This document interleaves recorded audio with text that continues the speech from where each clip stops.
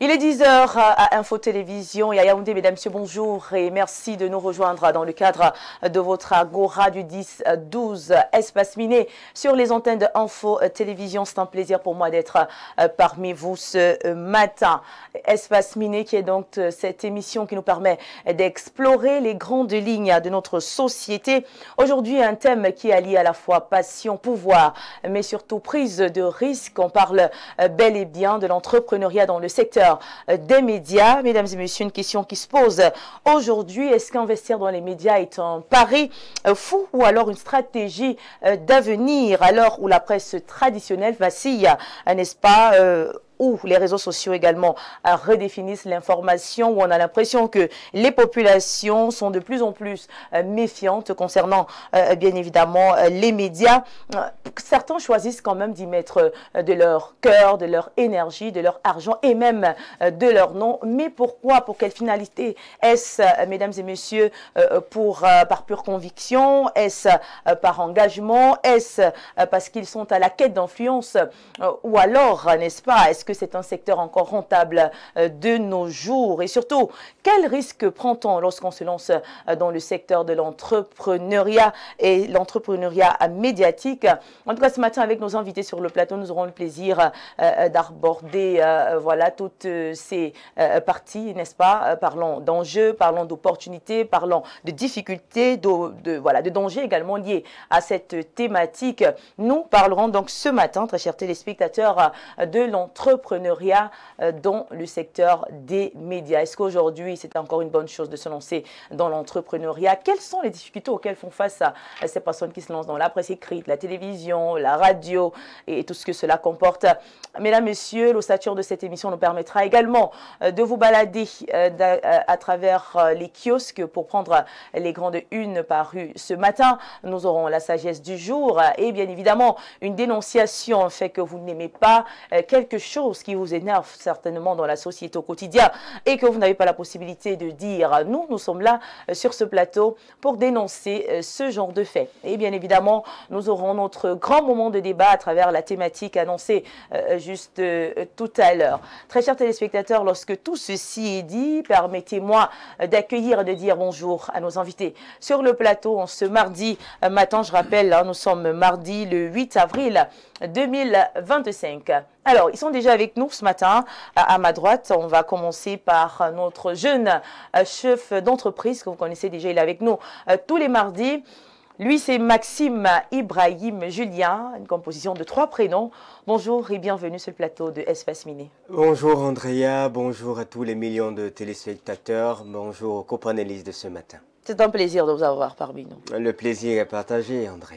Nous sommes à sortie du blanc. Oui, apparemment, on était un tout petit peu connectés ce matin. Ouais. On dit souvent que les grands esprits communiquent. Mais ça, c'est vrai. Je crois que ça se confirme ce matin. Alors, ce matin, on va parler d'un secteur un peu différent. On parlera d'entrepreneuriat dans le domaine des médias. Voilà, de prime abord, quelle est votre analyse? Alors, Andrea, il faut dire que c'est un secteur très intéressant. C'est un secteur qui est un pilier du pouvoir. C'est-à-dire que dans un État, dans une organisation, dans des systèmes d'organisation, il y a plusieurs piliers qui existent. Et les médias aujourd'hui ont une force d'influence, une force d'opinion qui est très considérable. Et donc, pouvoir se lancer dans l'entrepreneuriat médiatique, c'est aujourd'hui quelque chose que tous les entrepreneurs ont besoin. J'ai l'habitude de dire communiquer, c'est exister. Ne pas communiquer, c'est ne pas exister en entrepreneuriat. Ce qui fait donc que tout entrepreneur, non seulement il a besoin qu'il y ait des experts qui l'aident à communiquer, il a aussi besoin qu'on le capacite à communiquer. Et du coup, aujourd'hui, on a des agences de communication, des personnes qui essayent de se développer dans l'art de la communication. Et je crois que c'est une sphère qu'on va explorer. Le mastodonte de la communication aujourd'hui, c'est bel et bien Canal+, en termes de médias, qui est vendeur. Il faut dire que Canal+, c'est une chaîne qui a été lancée en France en 1984.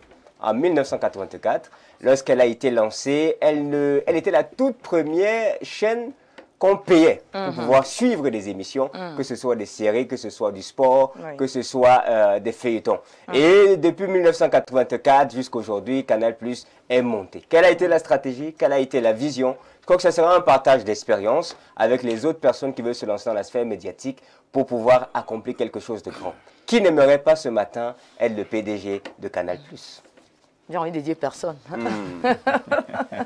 Voilà, merci beaucoup. Très belle chute. Qui n'aimerait pas ce matin être le PDG, par exemple, hein, voilà, de Canal+, pour ne citer que Canal+, qui est également notre partenaire ici à Info Télévision. Alors, merci. Hein, installez-vous confortablement. On est sûr qu'avec vous, on va passer d'agréables moments. Alors, à ma gauche, nous avons également un visage très connu dans le paysage médiatique. C'est ton directeur de publication du journal L'Élite. Voilà, lui, c'est Timothée Abena Essomba. Bien le bonjour et surtout bienvenue sur Espace Mini. Bonjour Viviane Angria, bonjour aux millions de téléspectateurs, bonjour à mes copanélistes. Mon bonheur est à nouveau heureux d'avoir été convié à cette agora social, le véritable antidépresseur de la tranche 10-12 qui mobilise et qui cristallise beaucoup l'attention des téléspectateurs. Je suis bien Timothée Essomba Abena, directeur de publication du journal La République Presse et L'Élite. Il y a beaucoup d'autres publications qui constellent autour de notre projet éditorial, mais nous ne sommes pas seuls et c'est la raison pour laquelle je ne vais pas citer les autres médias au risque de faire de l'ombre à ceux qui m'accompagnent dans ce projet. D'accord. Toujours est-il que vous êtes une grosse tête pensante, n'est-ce pas? Et que puisque vous êtes dans le domaine véritable des médias que l'on va aborder ce matin, vous saurez peut-être nous faire part de certaines difficultés que vous rencontrez dans ce secteur-là et peut-être prévenir ces personnes-là qui envisagent également de se lancer dans le secteur des médias afin d'avoir des arguments, voilà, d'être préparés à entrer véritablement de plein pied dans ce domaine. Oui, tout à fait. Comme l'a dit Maxime Julien tout avant moi, ce sera un partage d'expériences et des expériences davantage de terrain.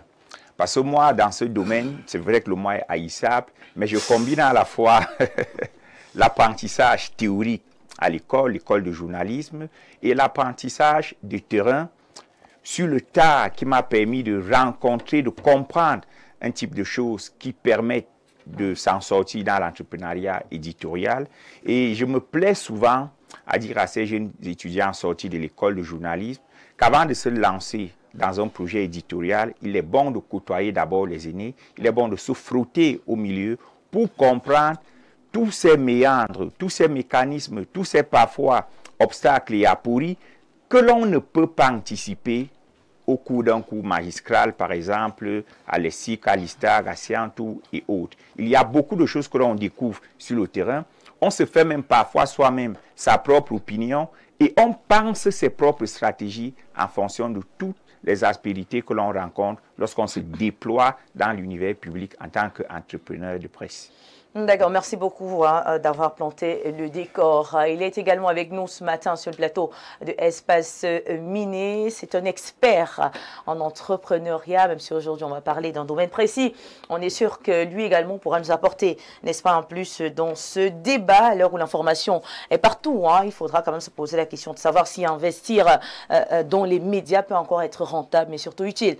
Nous l'accueillons, nous lui disons bonjour à M. Joseph Zambo.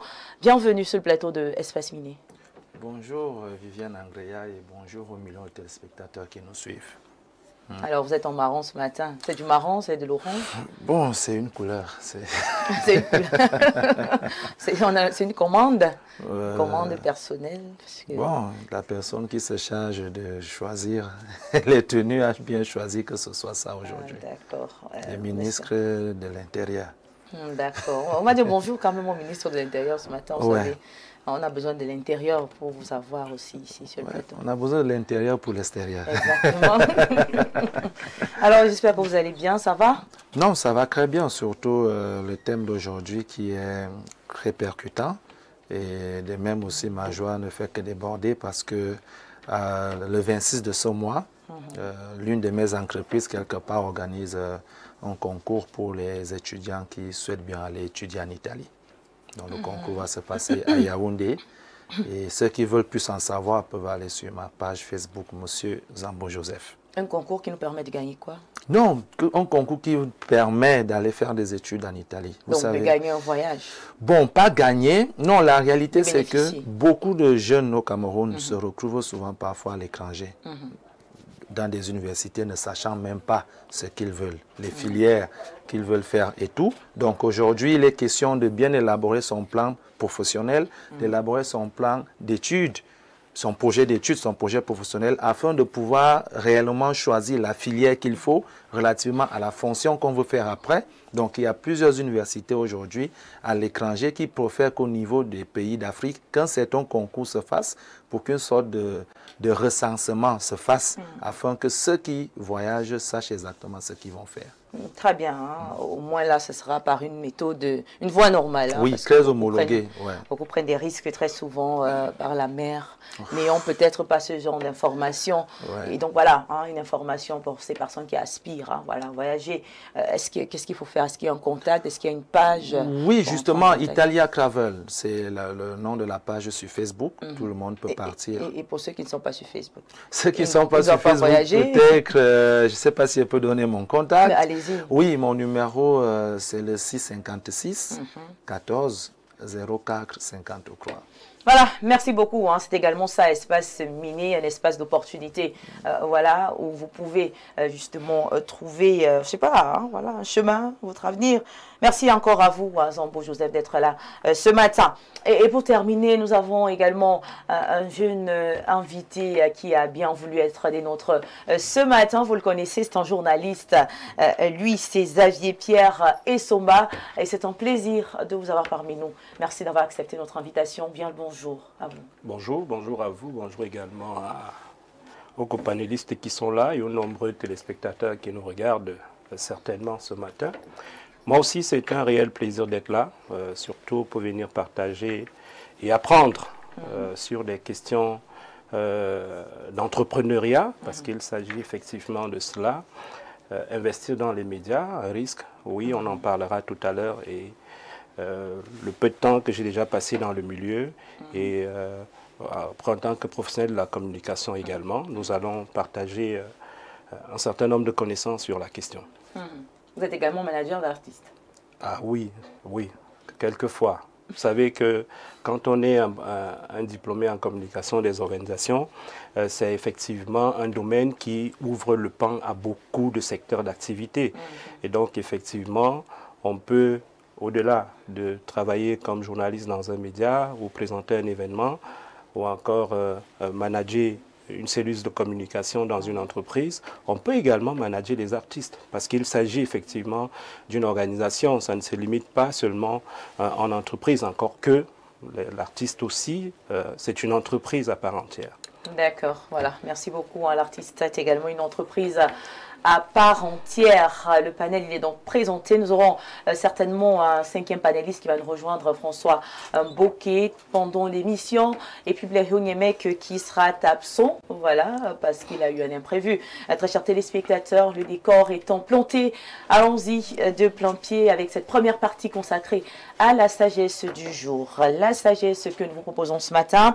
Si tu participes à la danse des serpents, ne te plains pas de morsures. Je répète, si tu participes à la danse des serpents, ne te plains pas des morsures. Explication, si tu choisis de t'engager dans une situation risquée ou douteuse, accepte d'en subir les conséquences. Oui, il faut toujours s'y attendre quand on décide de se lancer dans certains, voilà, dans certains jeux dangereux. Il faut s'attendre, n'est-ce pas, à un moment donné à des conséquences parfois pas très bonnes. Voilà, je pense que c'est la leçon du jour. Hein. Est-ce que, voilà, on a un panéliste qui voudrait peut-être rajouter quelque chose concernant la sagesse du jour, peut-être Joseph Zambo? En tout cas, les sagesses de Blériot sont toujours, elles sont toujours très bien faites et surtout savantes. Donc, on apprend chaque fois. Vous l'avez certainement reconnu à travers la situation. Oui, non, ça, c'est du Blériot. Oui, ça, c'est sûr. D'accord. Alors, M. Timothée Abena, la sagesse du jour, qu'est-ce que cela vous inspire ce matin? Oui, elle nous inspire à être responsable, à avoir la capacité d'assumer nos choix, d'assumer nos actes. Parce que la vie est comme la loi. Nul n'est censé ignorer la loi. Il ne faut donc pas se plaindre lorsque vous décidez d'être ignorant, parce que le monde, pour moi, est comme ce panier à crabes. Lorsque vous vous engagez dans la scène publique ou alors sur la scène publique, il faut savoir qu'il y a des dangers. C'est donc mieux de se prémunir, de comprendre tout ce qui se passe, de doper son quantum de connaissances afin d'être à même de danser justement avec ces serpents sans être capable ou alors sans subir les affres des morsures. Autrement dit, Vous serez mordu, vous serez mordu. Oui. Mais si vous êtes préparé, vous aurez la capacité à digérer ces morsures et pourquoi pas à répliquer. D'accord. Donc si vous savez que vous n'avez pas, comment on dit, le cardio, Oui. il ne faut pas vous lancer. Mais vous n'avez pas le choix. Parce que la vie est un parcours jonché d'embûches et de difficultés. Oui. Si vous ne voulez pas être mordu dans la vie, ne vivez pas. Demandez ne à vivez votre pas. maman de vous remettre dans son ventre. À partir du moment où vous êtes né, dès que vous franchissez votre porte, sachez qu'il y a des dangers partout.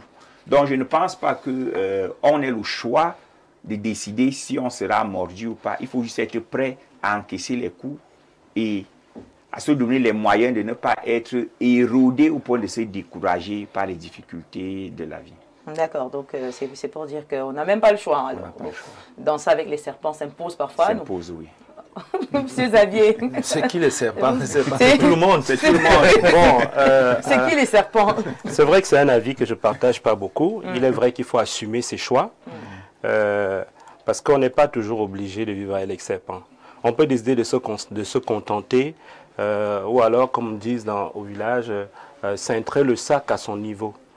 Lorsqu'on a fait un choix, et là on peut l'assumer, c'est comme généralement nous confondons les problèmes aux besoins. On appelle généralement nos besoins nos problèmes. Parce que les problèmes en réalité c'est ce qui s'impose à nous. Alors là, il y a un réel problème, mais les besoins c'est que vous n'avez pas quelque chose, vous désirez avoir une X ou Y chose, après vous vous engagez à l'obtenir.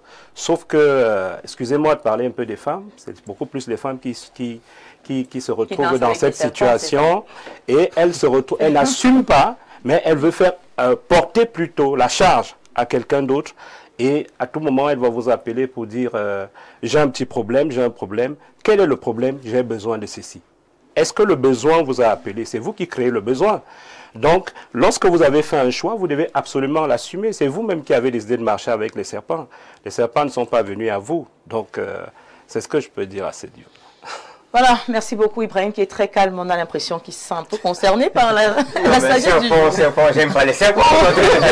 Est-ce que vous dînez très souvent avec les serpents? Non, non, je pense que en termes de serpent, la question qui se poserait, mais c'est qui le serpent? Oui, tout Où à est-ce l'heure. qu'on trouve les serpents? Oui. Vous voyez un peu. Est-ce Moi- qu'on arrive à reconnaître des serpents? Parce qu'après aussi, c'est ça.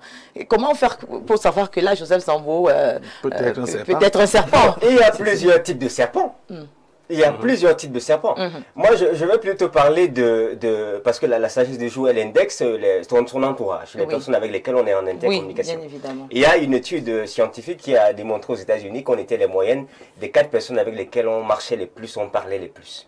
Si tu marches avec quelqu'un qui, tu sais que c'est un voleur, c'est-à-dire ne crie pas quand il va te voler parce que tu sais que c'est un voleur. Ça doit plus C'est un type de serpent voleur.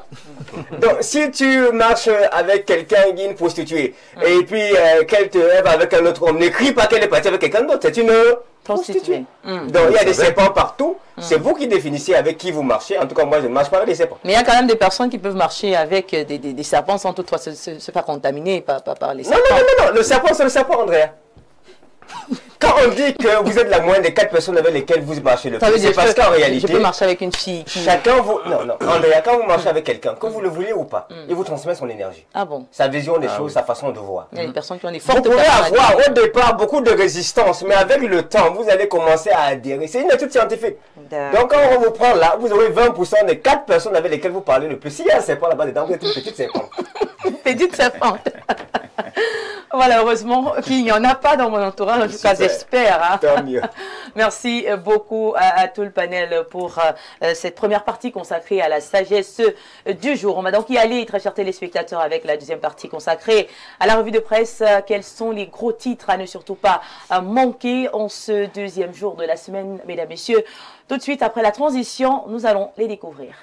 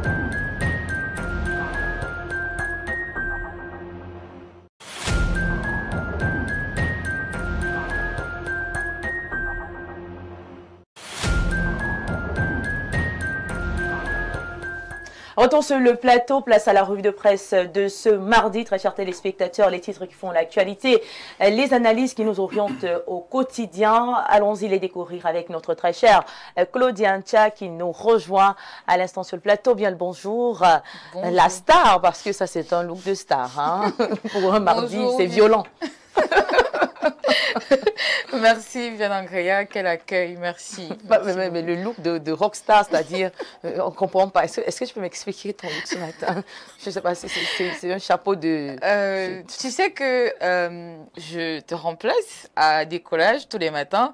Du coup, il faut donner un peu de la bonne ambiance, peut-être aux téléspectateurs très souvent. Donc, je ne sais pas, peut-être ce sont eux qui décident pour mon habillement. Mais bon, je n'ai pas trop d'explications. D'accord. Voilà. En tout cas, ça te va bien. Voilà, ça te va très bien. Et c'est un plaisir de t'accueillir sur le plateau de l'Espace Miné. D'ailleurs, hein, tu le fais très bien, le remplacement à décollage. Merci. Voilà, en mode commandant de bord. Et donc, avec notre commandant de bord, on y va en kiosque tout de suite. Et maintenant, nous ouvrons avec l'un des journaux maison, Journal de Dieudonné Mvengba. Tout à fait. Alors, Viviane Angrea, voici donc les événements qui ont marqué l'actualité au Cameroun ces dernières 24 heures. À la une ce mardi, le quotidien Info Matin titre sur l'attaque de Wolgo. Dieudonné Mveng nous informe que Paul Biya récompense la bravoure des FDS. L'actualité est à découvrir dans son intégralité en page 8. Communauté économique et monétaire de l'Afrique centrale, on se concerte. Marie-Claire Nana, à travers le quotidien à Capitaux Public Cameroun Tribune, nous fait savoir que dans la perspective de la tenue d'un sommet ordinaire des chefs d'État de l'organisation sous-régionale, le Premier ministre, chef du gouvernement, Joseph John Gouté, a reçu hier, au nom du chef de l'État, le président de la commission, Balthazar Ngongan et Joe. Dans la suite des informations parues en kiosque ce matin, le quotidien Le Jour tient les propos de Jacques Dupuis, membre du directoire Canal+, en charge de la Paille TV, justifie le choix de la rétrocession de la salle Canal Olympia à l'université de Yaoundé 1. Il a dit « C'est un point de départ pour le développement d'une industrie cinématographique ». Ce deuxième jour de la semaine, nous faisons aussi le point sur la gouvernance. À ce sujet, le tabloïd Le Messager présente l'ouvrage de Bernard Messengue à VAM intitulé « La tragédie du pouvoir ». Entre les lignes de cet ouvrage, le pouvoir est mis à nu. L'actualité en kiosque ce 8 avril, c'est aussi ces corps abandonnés dans des hôpitaux publics. Le quotidien Mutation qui lance l'alerte indique qu'une soixantaine de corps sont abandonnés à l'hôpital central de Yaoundé. Georges-Alain Boyomo vous présente en page 5 les résultats d'une enquête sur ce phénomène qui perdure. Le billet hebdomadaire Le Point fait le point sur la présidentielle d'octobre 2025. Ratissailles de tous bords, Thierry Patrick Kondoa présente l'un des candidats dans la course à Etoudi. J'ai nommé Maître Akiremouna comme une araignée. Et puis, cette bonne nouvelle que nous savourons avec le quotidien régional d'information du Nord Cameroun, les du Sahel, dont nous informe ici que 3 terroristes de Boko Haram ont été neutralisés par l'armée dans la ville de Moskota. Guiba Gatama raconte comment s'est déroulée l'opération. Et puis, sitting annoncé des consommateurs, Gaston Elundu Somba a vu le reflet du désordre à travers le miroir. Il désarmance la bombe en page 3. Expression politique est en kiosque ce matin. Le journal nous propose un fait et son contexte. La guerre en Ukraine qui entraîne des désertions dans l'armée camerounaise. Le message a été porté hier, 7 avril, par le ministre délégué à la présidence chargé de la Défense, Joseph Betty Assomo, qui révèle des départs clandestins dans les rangs de la Grande Muette.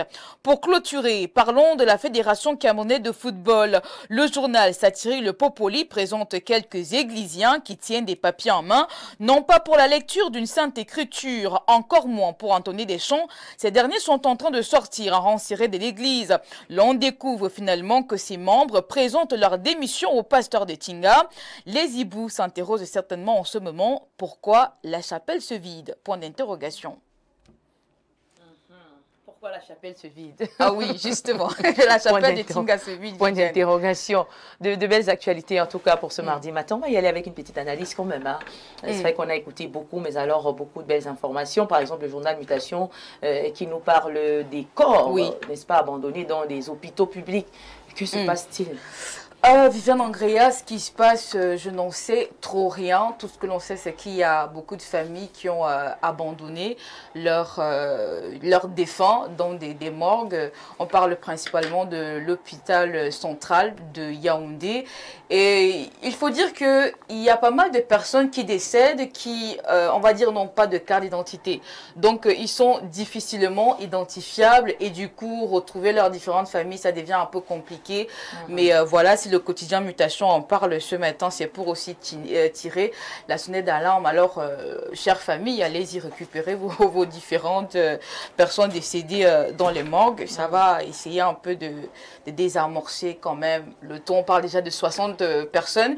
Je dirais que c'est peut-être un peu plus. C'est peut-être un peu plus, 60 personnes. Bon, je me dis que c'est un peu plus, mais voilà, le quotidien Mutation en parle ce matin. Et pour ceux qui aimeraient plus savoir davantage des détails sur cette actualité, bien vouloir lire donc le quotididien de Georges Alain Bouyomo en page 5 de sa parution du jour. En page 5. Oui. Et on rappelle que ça ne coûte pas cher. C'est au prix de 400 francs CFA. 4 fois. Oui. Donc 100 francs, 100 francs, 100 fois, 4 fois seulement.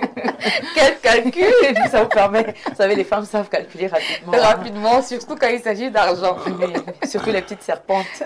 Non, mais non. Moi, je suis pas une serpente. Je sais pas toi, mais moi, je suis pas une serpente. Tu n'es pas une serpente? Non, pas du tout. C'est sûr. On peut bon, vérifier. Serpente positive. Est-ce qu'il y a des serpentes positives dans cette affaire-là? On commence à avoir le mot serpente. Non, là, moi, je dis qu'il faut faire attention aux serpentes. Négative. En tout cas, c'est une serpente positive. C'est déjà bien parce qu'il y a le mot positif. Voilà. Ce matin, Claudia, peut-être, on entend quand même l'église qui se vide. Pardon, on ne comprend pas qu'est-ce qui se passe, qui représente l'église, les églisiens. Qu'est-ce qui se passe? Viviane, tu me mets un peu, je suis dans l'embarras. C'est vrai que je ne sais pas si je suis églisienne ou hibou. Enfin, peut-être que je suis églisienne, mais de temps en temps, je me retrouve chez les hiboux, mais voilà. Pourquoi la chapelle se vide? Je n'ai rien à dire. Pourquoi la chapelle se vide? Claudia n'a rien à dire, mais certainement Timothée et Somba Abena aura quelque chose à nous dire. Pourquoi la chapelle se vide? Oui, comme ça, à bulle pour point, je vais dire que la chapelle se vide à cause du management exécrable qui n'a même pas besoin d'être qualifié tant les faits sont éloquents. La lettre de Benoît Angba Osomeya, qui est le dernier démissionnaire de cette liste qui devient un peu comme un chapelet, est assez loquace. Elle raconte beaucoup de faits qui révèlent le caractère tendu de l'atmosphère de travail au sein de l'Africafoot.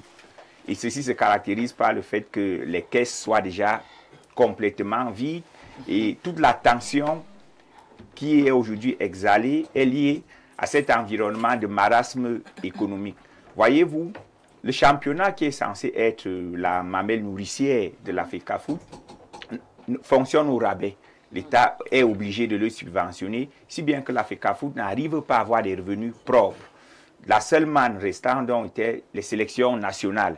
Et là encore, l'État a légiféré de sorte que ce ne soit plus l'Africafoot qui gère l'argent des sélections nationales. Comment on fait donc à l'Africafoot pour s'en sortir? L'équation devient inextricable lorsque même des partenaires tels que UBA ne nous font plus le crédit. Donc, il y a arriéré de salaire, les habits qui ne sont pas payés, les stades qui ne sont pas payés. Bref, l'ambiance est tellement morose qu'il vaut mieux partir avant que le bateau ne naufrage définitivement. Ça, c'est mon analyse, qui n'est pas partisane, mais qui est exclusivement factuelle.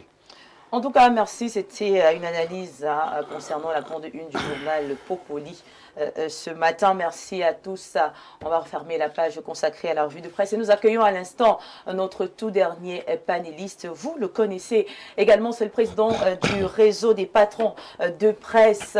Il s'appelle Monsieur Mboké François. C'est vrai, j'ai essayé de l'avoir à la dernière minute, mais il est tellement aimable qu'il a tout fait pour être là ce matin. Merci et bonjour. Bonjour.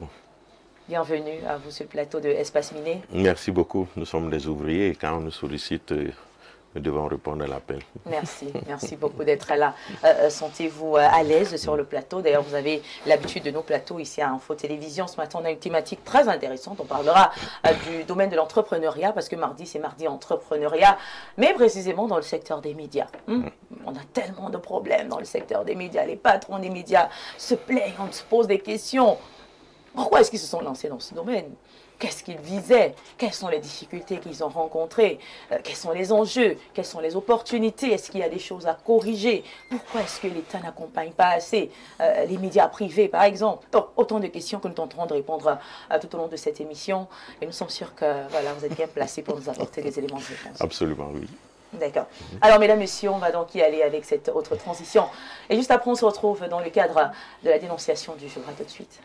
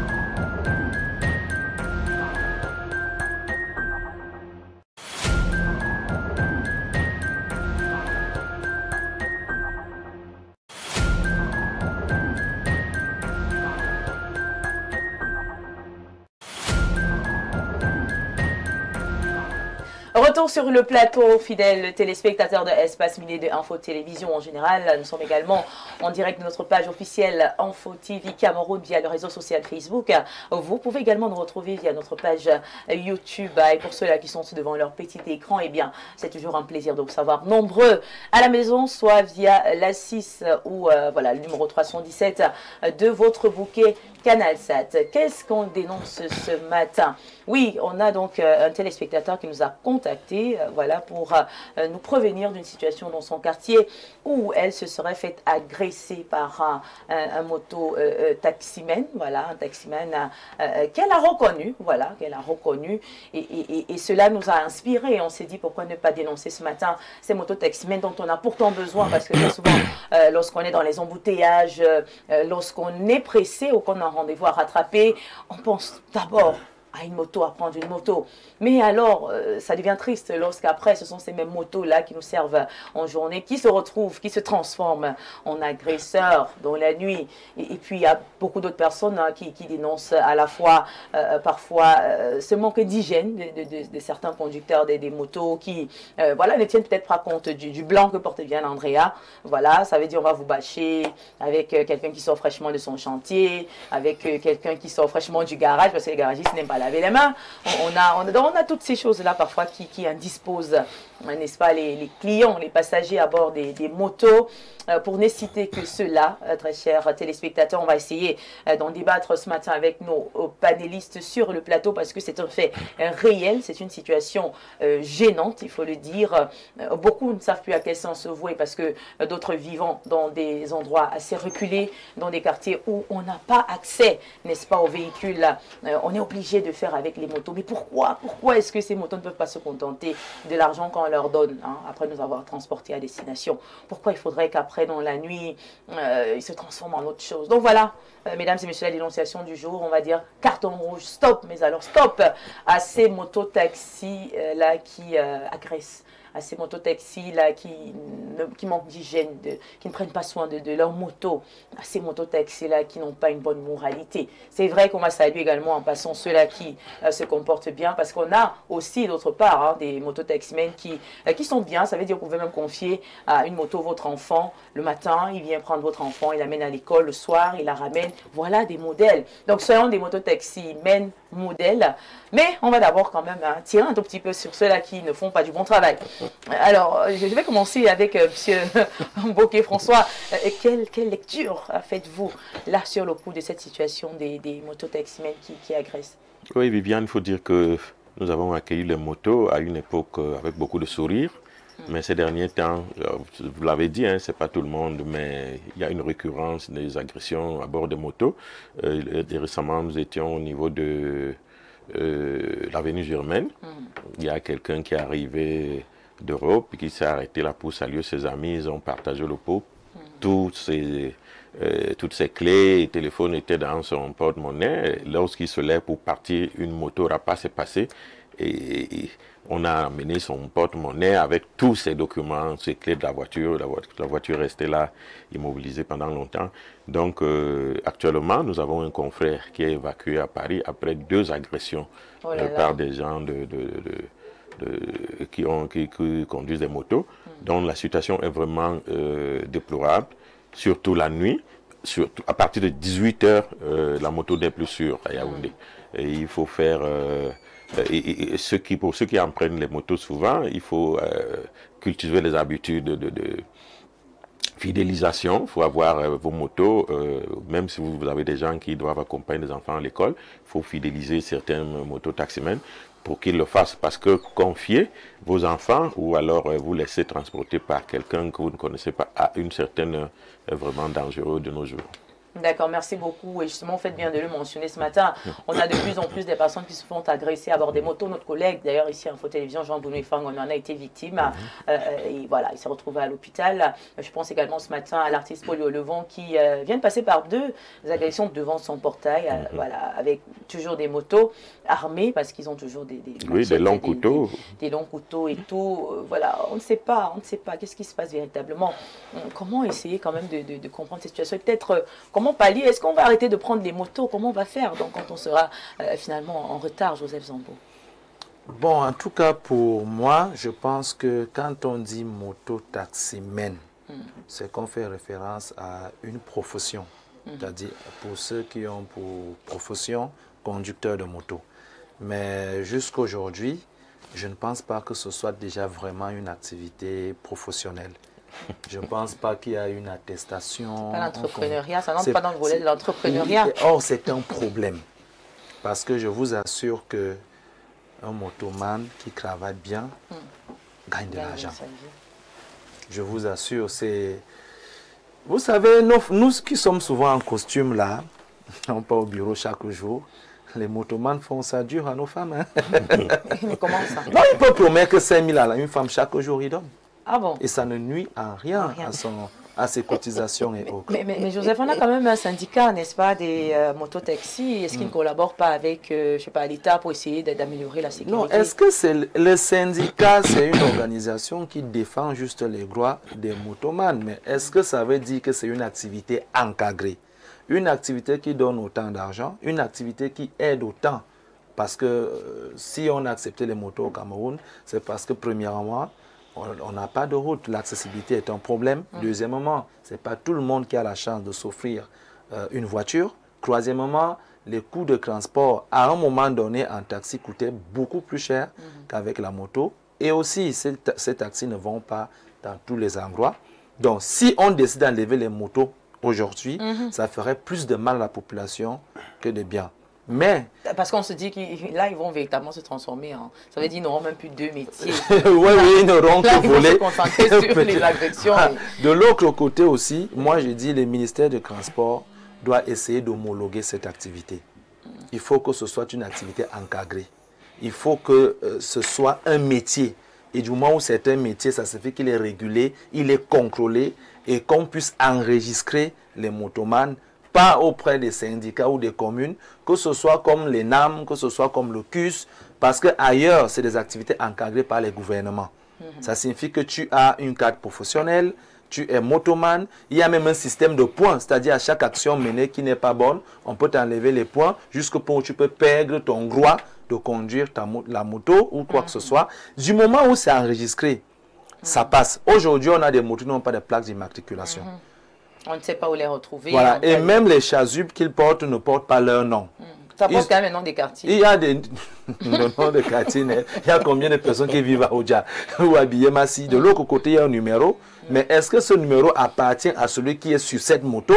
Est-ce que donc il y a tellement d'incongruités sur cet aspect que les voleurs ont des facilitations à intégrer cette activité et de commencer à faire du désordre. Donc, selon vous, ce sont des facteurs qui contribuent donc à la recrudescence, n'est-ce pas, de ces il y a beaucoup de failles. des motos. Le voleur, c'est qui? C'est quelqu'un qui cherche des failles pour faire ses coups.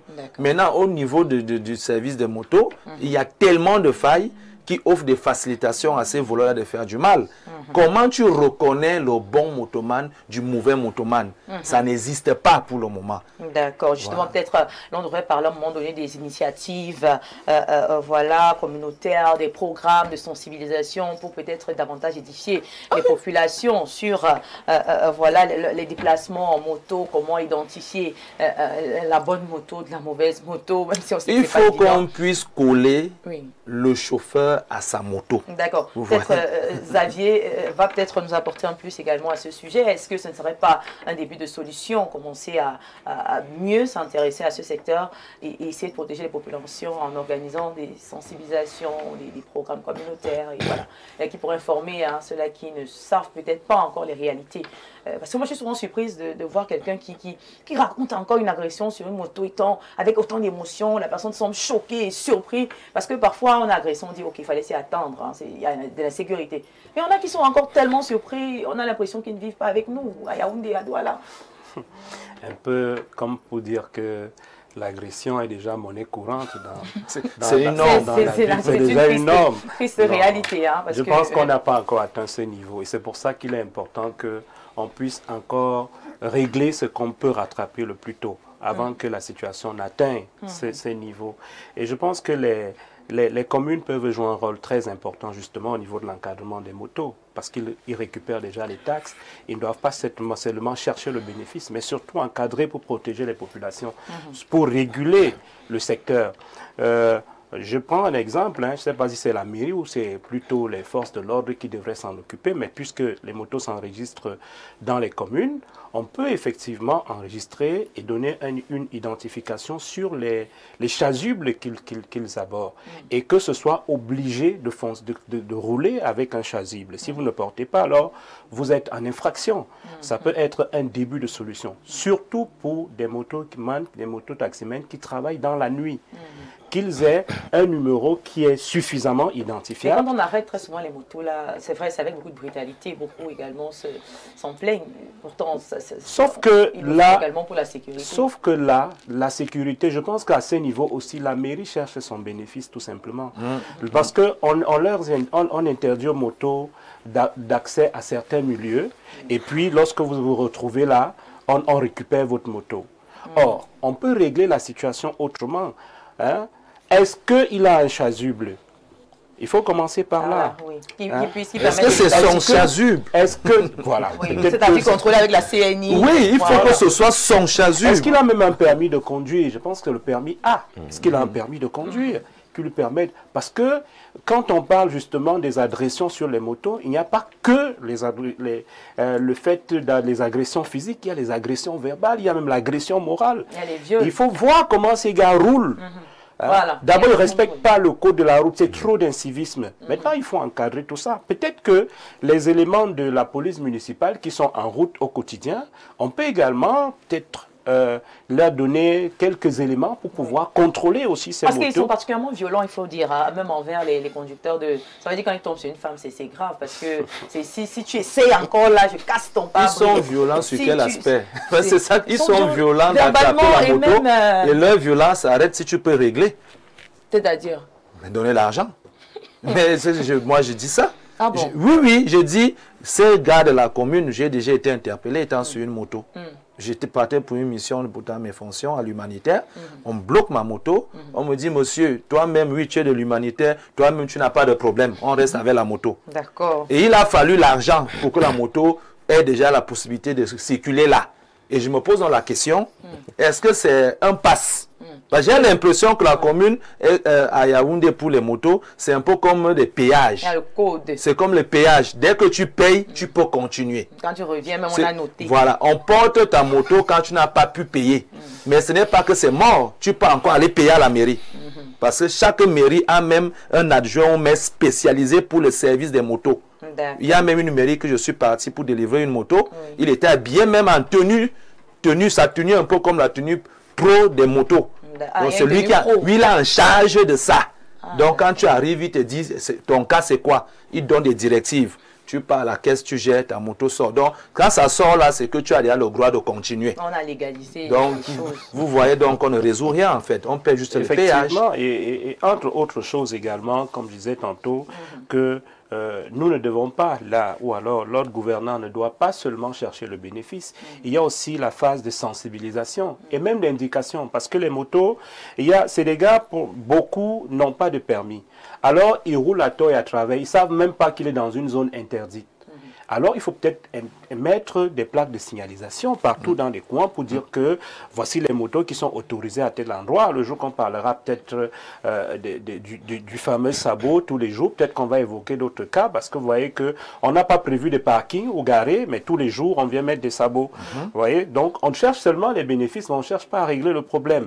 Il faut par contre régler le problème à la base. D'accord, merci. Merci beaucoup Xavier pour votre rapport ce matin. Tout à l'heure, en parlant, vous avez donc évoqué ces zones-là où il y a des sortes de restrictions, les motos ne devraient pas passer, ne devraient pas stationner. Est-ce que cela n'aura pas, on va dire quoi, un impact, n'est-ce pas, sur le taux d'agression qu'on a quand même aujourd'hui? Certainement cela aura un impact, mais Viviane Andrea, je voudrais d'entrée de jeu dire que c'est devenu facile d'agresser avec la moto que les voleurs sont entrés dans l'univers des motos. Dans l'univers des motos, ce n'est pas tous les mototaximens qui agressent. Quand vous volez avant, avec votre pied, vous allez dans le portail, là. Le temps, on dit voleur, la matière est déjà sortie de moi, on t'a récupéré. Et les chiens... Quand on volait dans la voiture parfois peut avoir du mal s'il y a un embouteillage à se déplacer.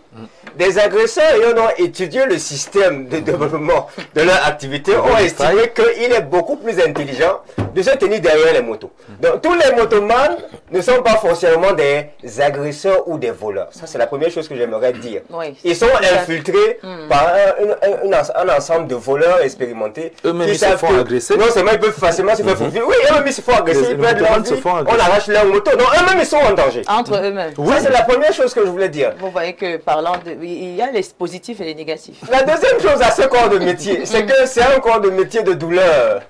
C'est-à-dire que quand vous montez sur la moto, moi je pense que l'État doit faire un peu d'effort pour les EPI, les équipements de protection individuelle. Les casques. Oui, des casques, c'est-à-dire qu'un revêtement c'est tout le monde qui achète son blouson ou sa chemise ou son pull vert et qui essaye de foncer avec le vent qui abat sa poitrine, c'est-à-dire le gars il a froid. Mais je sais pas si vous avez la moto, vous êtes sur la moto, il fait froid, le gars s'est dit ok, je vais prendre un King Active, le King Active va me réchauffer et le King Active va commencer à perturber les neurones et à un moment, non, c'est trop de souffrance. Et ces blousons que très souvent ils ne prennent pas quand même la peine de laver au moins une fois par semaine. Ils sont lavés, c'est pas attendez, il va se salir.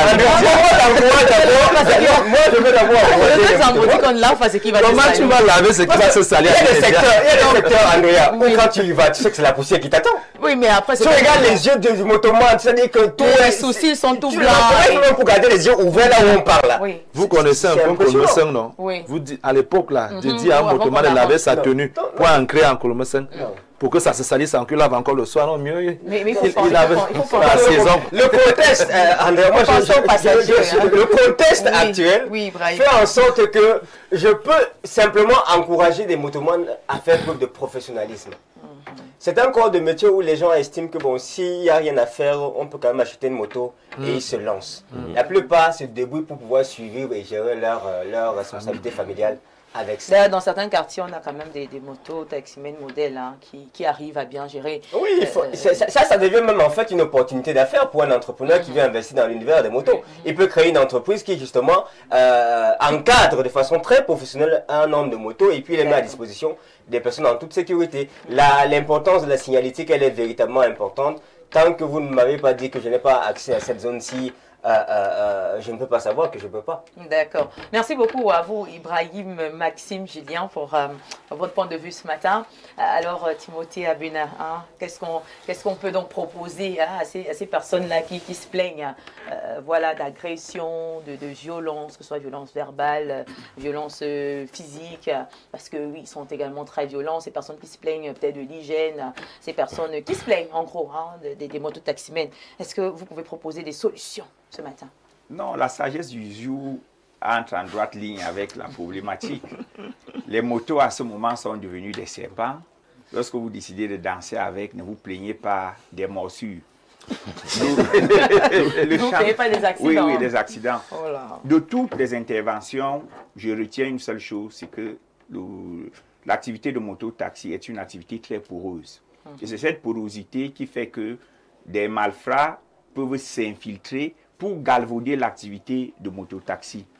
D'autre côté, c'est que la difficulté à encadrer ce secteur est que les moyens que l'État doit déployer pour encadrer l'activité de moto ne seront pas proportionnels au taux de rentabilité de la dite activité. C'est la raison pour laquelle, dans aucun pays au monde, l'activité de mototaxi n'est clairement encadrée. C'était une activité de débrouillardise. Et le troisième élément ici, c'est le coefficient de risque très élevé de la dite activité. Ce qui fait que moi, personnellement, je salue ces braves Camerounais qui s'investissent dans cela pour joindre les deux bouts. Mais à titre personnel, je trouve qu'on doit bannir la dite activité. Même ceux qui ont commencé à fabriquer les motos pour le commerce ont banni la dite activité. Je veux parler de la Chine, il n'y a plus de mototaxi en Chine. Je veux parler du Nigeria voisin où l'activité a clairement été bannie. L'État doit prendre ses responsabilités et améliorer les conditions d'accès de certains quartiers. Mais après, il y a des risques, hein, s'il faut bannir ce secteur d'activité. Il n'y a pas les motos. Qu'est-ce qu'ils vont devenir? Les motos partout. Ils vont forcément chercher. Il y a les motos. Voilà, ils vont forcément chercher un autre secteur. Oui, c'est pour ça qu'ici je parle de l'État. Voyez-vous, lorsqu'il fallait développer les États-Unis, l'option utilisée par Franklin Delano Roosevelt a été le lancement des grands travaux pour absorber le niveau de sous-emploi et le niveau de chômage. Le problème chez nous, c'est que même lorsqu'on lance les grands travaux tels que le port en eau profonde de Kribi, les logements sociaux, on a même parlé de l'approche IMO, mais ces projets ne parviennent pas à absorber tous ces jeunes désœuvrés. Ils se déversent dans l'activité qui est facile, c'est la moto. Mais lorsque vous observez le niveau de mort enregistré par jour, conséquemment à l'activité de moto-taxi, vous vous demandez comment est-ce que dans un État qui se veut émergent, dans un avenir proche, on peut laisser prospérer une telle activité. On a de plus en plus de morts, on a même des familles qui se retrouvent avec des handicapés. Des handicapés et autres, oui. Voilà, tellement de personnes. Je connais un papa qui a perdu ses 3 fils après avoir reçu les indemnisations liées à l'expropriation pour la nouvelle autoroute Yaoundé-Douala. Il a eu l'ingénieuse, entre guillemets, idée d'offrir 3 motos à ces 3 garçons qui sont mis à faire le rallye au village. Merde. Et au cours de ce rallye, les 3 ont perdu la vie le même jour. Donc pour moi, c'est une activité qui me fait peur. Et il y a un voisin, un moto-taximan, lui, il est quand même très responsable. Et le fait qu'il m'aide souvent à me déplacer facilement m'a fait penser que je pouvais m'offrir une moto pour que je puisse facilement faufiler lorsque je suis en retard. Et qu'est-ce qu'il m'a dit? Il s'appelle Larry, il m'a dit, boss, je suis motoman, mais je vous déconseille d'acheter une moto. Je suis assis là uniquement parce que c'est ma seule bouée de sauvetage. Donc, même ces jeunes qui se livrent à cette activité hautement risquée savent qu'ils peuvent mourir à tout moment. Donc moi, je pense que l'État devait réfléchir à un moyen d'absorber. On les dénombre aujourd'hui à pratiquement 50 000 mototaximans sur l'étendue du territoire. Si on a eu le recrutement de 25 000 en 2011, on peut avoir 2 autres recrutements de 25 000 pour absorber ces jeunes et garantir des bons quartiers bien tracés, bien lotis, pour que le taxi ordinaire et classique, qui lui présente beaucoup moins de risques, puisse nous aider à nous déplacer. D'accord, merci beaucoup. Même si on sait qu'il y a également des motos Je veux quand même ajouter, Viviane, si vous permettez, l'activité de mototaximan, on peut la condamner peut-être dans les grandes villes, mais je vous dis qu'il y a des endroits, s'il n'y avait pas eu ces motos, serait coupée totalement du monde aujourd'hui, des autres localités. Vous avez même vu dans certaines obsèques, ce sont des motos qui transportent des cercueils. Donc vous comprenez qu'il y a d'abord un problème au niveau de l'assainissement de tout le pays. Alors si on a voulu la décentralisation, qu'on donne les moyens aux communes pour qu'au moins chaque commune puisse faire des routes ou les entretenir pour que les véhicules puissent y entrer. Parce qu'il y a des coins où aucun véhicule ne peut accéder, il n'y a que des motos. Si vous allez par exemple dans certains coins au Nozo aujourd'hui, vous n'aurez pas de voiture. Il faut attendre la moto et vous roulez sur des centaines de kilomètres.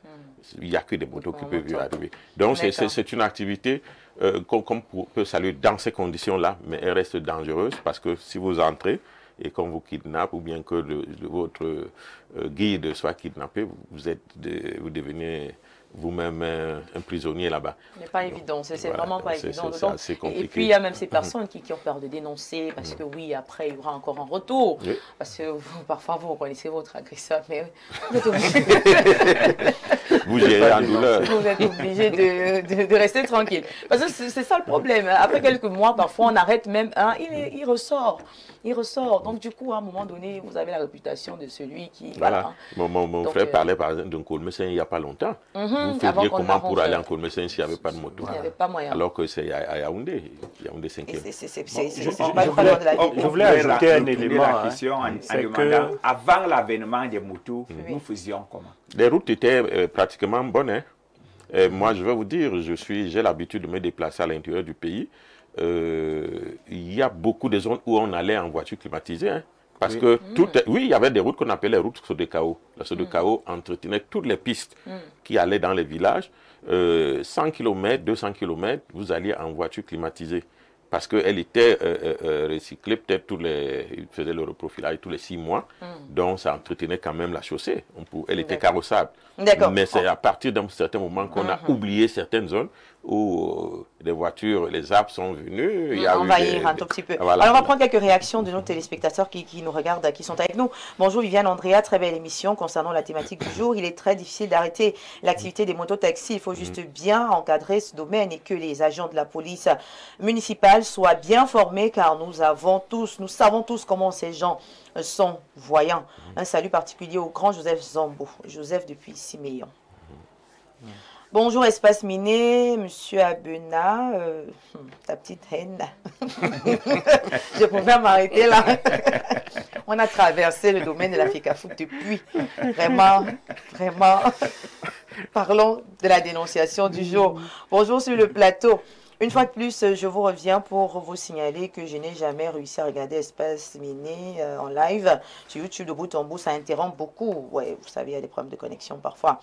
À chaque fois, du coup, on se retrouve ailleurs, s'il vous plaît, minimum de benchmark. D'accord, hein? Ne vous inquiétez pas, une solution sera trouvée à ce niveau. Pour le moment, vous pourrez regarder l'émission également à 22h30 en rediffusion ou également en direct, parce que nous sommes également en direct via la 6 ou la 317 sur YouTube. Également, vous avez la possibilité voilà, de nous retrouver. Alors, bonjour, Ray of Sunshine, rayon de soleil. Bonjour, c'est l'euro au panel. Aujourd'hui, c'est impossible de se passer des motos, surtout à Yaoundé et à Douala. Il n'y a pas de route. Ces gars nourrissent surtout leur famille avec cette activité. Il faut juste éviter de prendre la moto la nuit pour éviter les agressions. T'es belle comme une sirène qui sort de l'eau, Viviane. Stéphane depuis quoi? Bon, merci. Est-ce que c'est évident? Parce que parfois, c'est la nuit même on a besoin.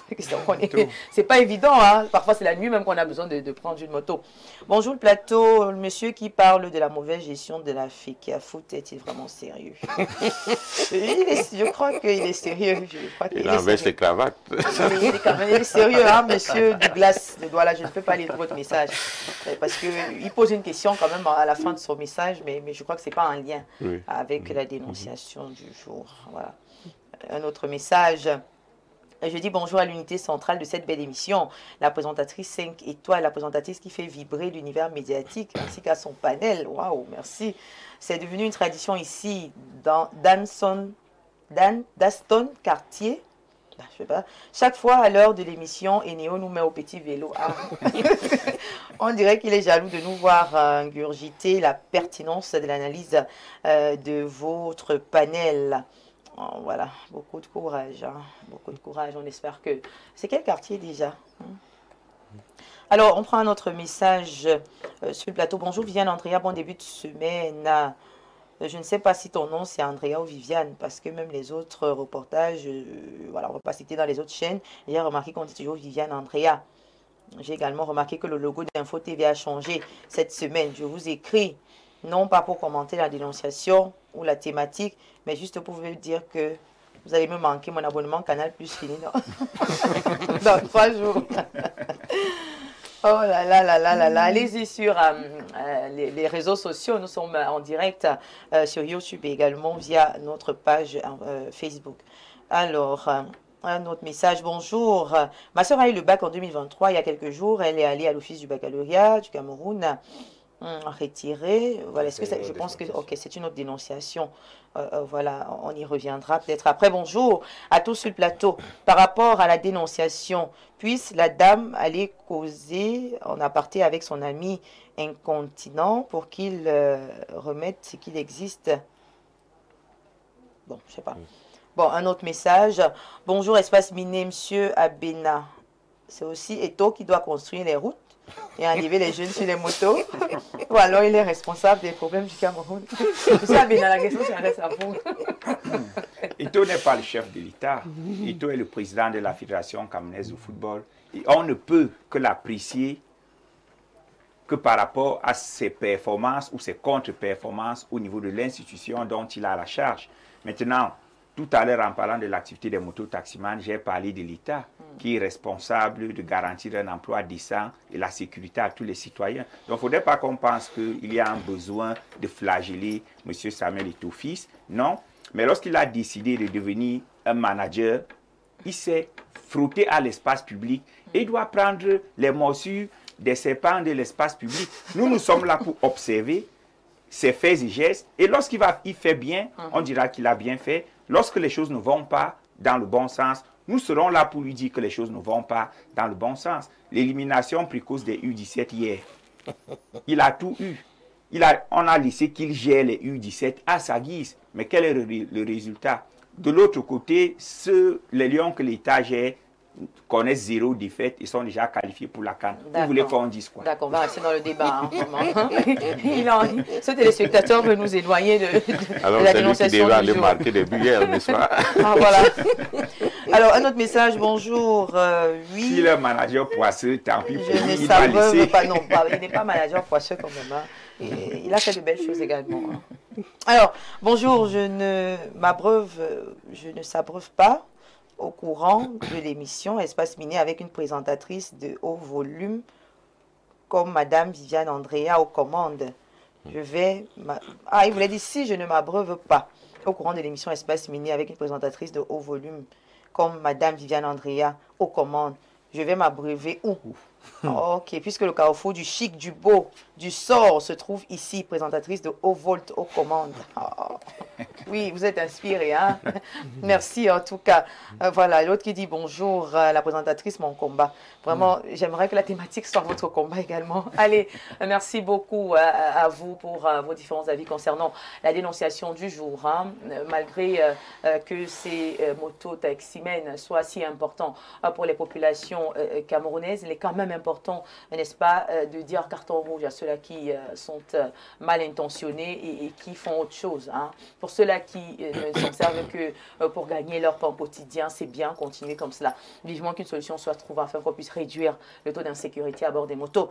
Les taximans, des mamans pleurent, des jeunes filles pleurent, des hommes même pleurent, parce qu'il y a des hommes qui veulent parfois essayer d'affronter, mais qui se retrouvent également. Donc voilà, voilà, c'était la dénonciation de ce matin.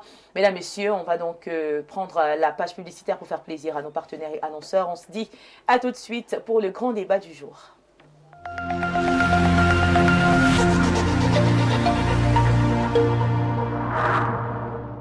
Vous aimez quand c'est chaud et généreux? Dis-moi tout. Canal+ met du piment dans votre télé.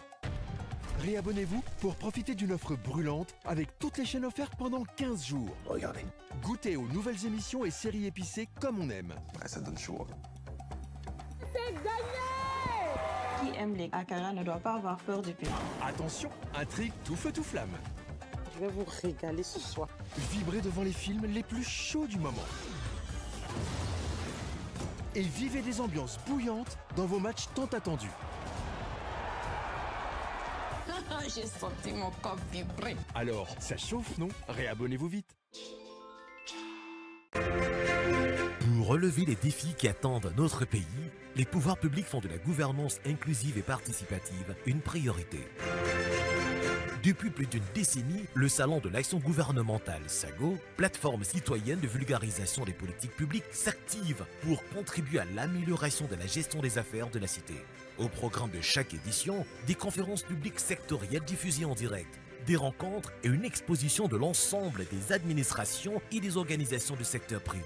Exclusivement, le SAGO 2025 ouvre ses portes aux PME avec la mise en place du village de la consommation locale. Gouvernants et gouvernés, ne manquez pas la 14e édition du SAGO placée sous le thème « Le service public à l'épreuve de l'impératif de croissance économique du Cameroun » du 19 au 26 juillet 2025 au Palais des Sports de Yaoundé.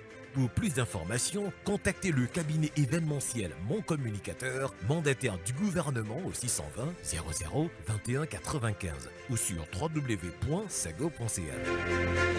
Salon de l'action gouvernementale, la vitrine du Cameroun. Plongez dans l'excellence au cœur de Yaoundé. Imaginez un lieu où le luxe rencontre la modernité et le confort, où chaque détail a été pensé pour vous offrir une expérience unique. Bienvenue à la résidence Le Mfundi, un chef-d'œuvre signé Société immobilière du Cameroun, situé dans le prestigieux quartier Hippodrome à Yaoundé. À la résidence Le Mfundi, l'élégance et le raffinement s'harmonisent pour créer un cadre de vie exceptionnel. Découvrez une offre inégalée, 152 appartements haut de gamme, des configurations T1 à T6 avec cuisine américaine et européenne, 954 mètres carrés d'espace de commerce en rez-de-chaussée, idéaux pour vos affaires. 4130 mètres carrés d'espace de stationnement alliant intérieur et extérieur pour un maximum de confort. 3070 mètres carrés d'espace commun aménagés pour votre détente et votre bien-être. Chaque détail de la résidence Le Mfundi a été soigneusement étudié pour répondre à vos attentes. Pourquoi attendre? Offrez-vous la résidence de vos rêves dès aujourd'hui. Rendez-vous à la division commerciale et marketing de la Société immobilière du Cameroun sur l'avenue de l'Indépendance à Yaoundé. Société immobilière du Cameroun, la volonté de mieux vous loger. Vous rêvez d'un cadre idéal pour vos séjours à Yaoundé? Une seule adresse, Safari Hotel. Safari Hotel offre 40 chambres VIP et des suites et appartements ultra modernes. Le Safari Hotel, c'est aussi un bar-restaurant ultra chic, véritable carte postale, propice et discret pour vos moments de détente. Avec un parking avant et arrière sous vidéosurveillance et un groupe électrogène qui vous met à l'abri des coupures intempestives d'électricité. Le Safari Hotel dispose également des salles de banquet de 400 à 500 places, de conférences d'une capacité de 150 places, ainsi qu'un service traiteur pour vos événements. Votre hôtel 3 étoiles situé au quartier Sam dans le 3e arrondissement de la capitale, entre la SCDP et Garantie Express, est à 5 minutes du centre-ville. N'attendez plus, réservez au 694 77 74 68, 677 76 29 32. Au Safari Hotel, c'est vraiment du safari. Renaprove offre Masso Acte 5. Nous sommes en plein cœur du marché SOS et nous sommes venus à la rencontre du bénéficiaire de 750 000 francs CFA lors de l'acte 4 de la Masso. C'est un boucher. Nous allons savoir ce qu'il en a fait des financements offerts par la mutuelle d'assistance et de solidarité. Je m'appelle Benja Mefire Jean-Claude. Ce financement a permis, 1, que j'augmente mon capital, et de 2, que j'envoie mes enfants à l'école, et de 3, pour que je me bâtis une belle maison dans mon village à Fouban. Moi-même, je prenais Masso comme les mises en scène. Mais quand moi j'ai gagné, j'ai vu que c'est du sérieux. Je les conseille, participer à Masso à 26 000 francs. Ce n'est pas du mensonge, c'est la vérité. Mesdames et messieurs, faites comme M. Mefere en faisant confiance à la mutuelle d'assistance et de solidarité de Renaprove SA.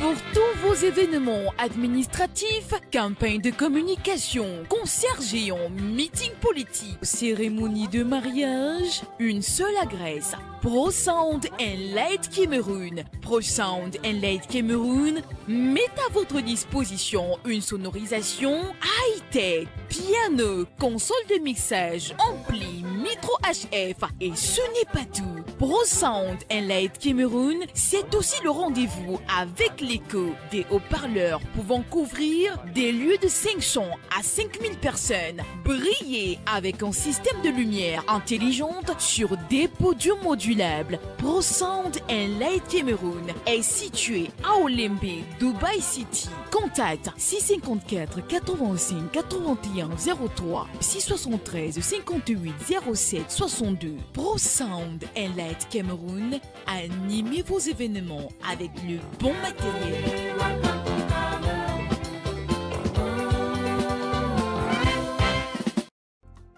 Les éditions Aminata Sofal ont le plaisir de vous annoncer la parution d'une œuvre littéraire exceptionnelle, étude intégrale d'un chef-d'œuvre romanesque d'Idrissa Sogorkodio. Cet ouvrage analyse, avec profondeur, Fils de prélat, le roman emblématique d'Armand Claude Abanda, écrivain camerounais de renom et titulaire de la chaire UNESCO d'Afrique centrale accestique. Ce récit, écrit en classe de terminale, traduit en italien, et enseigné au Gabon et au Congo-Brazzaville, incarne les idéaux de l'humanisme et du panafricanisme. Un livre de référence pour élèves et étudiants et un livre de chevet pour tous les amoureux des belles lettres.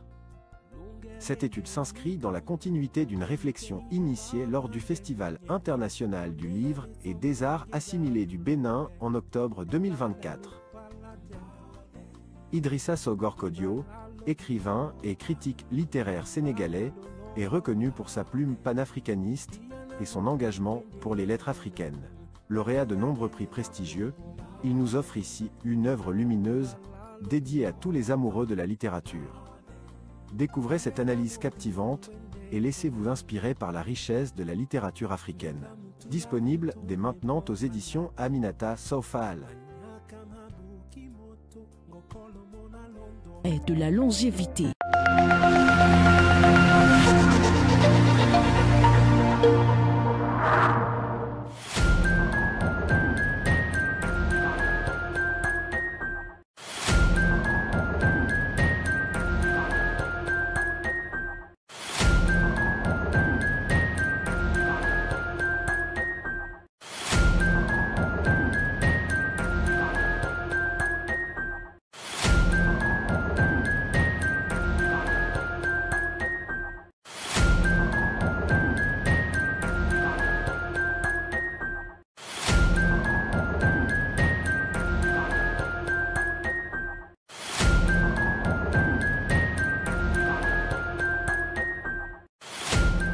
Retour sur le plateau, place au débat du jour. C'est un sujet qui allie à la fois passion, pouvoir, mais également prise de risque. On parle du secteur de l'entrepreneuriat médiatique.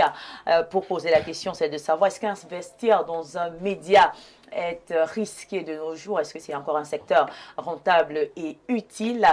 Nos invités sur le plateau, en leur qualité d'experts, en leur qualité de professionnels, mesdames et messieurs, vont donc nous aider, n'est-ce pas, à comprendre un tout petit peu quels sont les enjeux de ce secteur, quels sont les défis, les problèmes, les difficultés auxquelles font face les patrons des médias et surtout quelques solutions à proposer. Alors, pour commencer de prime abord, je rappelle encore une fois de plus la thématique entrepreneuriat, investir dans les médias, un risque, point d'interrogation. Alors, j'aime bien commencer par ma droite pour essayer de planter le décor avec vous, voilà, avec notre frère, M. François Mboké. Peut-être question de savoir qu'est-ce qui attire de plus en plus les entrepreneurs dans le secteur des médias de nos jours.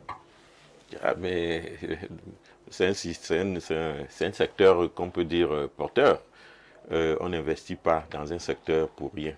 On part d'une idée, on part par exemple d'une formation, on part par exemple d'un copier-coller, parce qu'on a vu quelqu'un d'autre faire et on essaye de le faire. Mais pour revenir dans l'entrepreneuriat pur, c'est quelqu'un qui pense un projet et il pense qu'il a les moyens de le mener. Et il pense donc il peut associer à son projet d'autres personnes pour l'accompagner à ce succès. Il n'y a aucun secteur où l'investissement n'est pas un risque. On risque toujours partout et c'est pour cela que vous allez voir que ceux qui prennent des risques ne sont pas nombreux. Et oui, ils ne sont pas nombreux parce que être un patron, c'est prendre beaucoup de risques parce que parfois vous engagez même votre famille, vous prenez des risques au niveau des banques, vous vendez presque tout parfois. Et parfois, ce n'est que lorsque vous commencez à émerger, c'est-à-dire équilibrer vos dépenses antérieures, que les gens se rendent compte que vous êtes un patron, alors que cela vous a coûté beaucoup de temps en réflexion, beaucoup de temps en business plan. Et bon, pour ça, je parle des patrons qui ne font pas de copie-coller, parce que beaucoup y arrivent parce que ils ont un jeune frère avec qui ils ont fréquenté, il est devenu journaliste, alors eux aussi disent on va devenir patron de presse. C'est pas la même chose. Vous pouvez être un bon journaliste, ne pas être un manager un bon manager d'une entreprise de presse.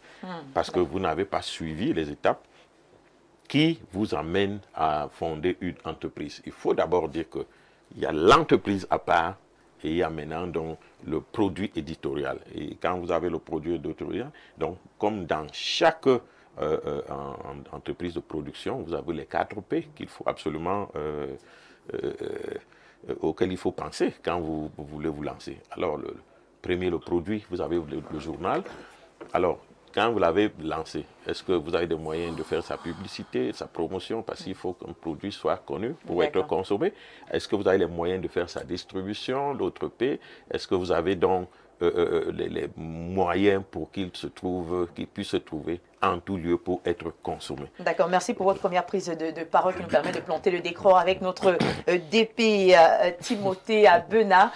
Voilà, moi j'aimerais poser une question concrète. Hein. Vraiment, quand vous vous lancez, ça veut dire, tu ouvres une chaîne de télévision, tu ouvres une radio, tu te lances dans la presse écrite, qu'est-ce que tu gagnes concrètement? Tu gagnes quoi?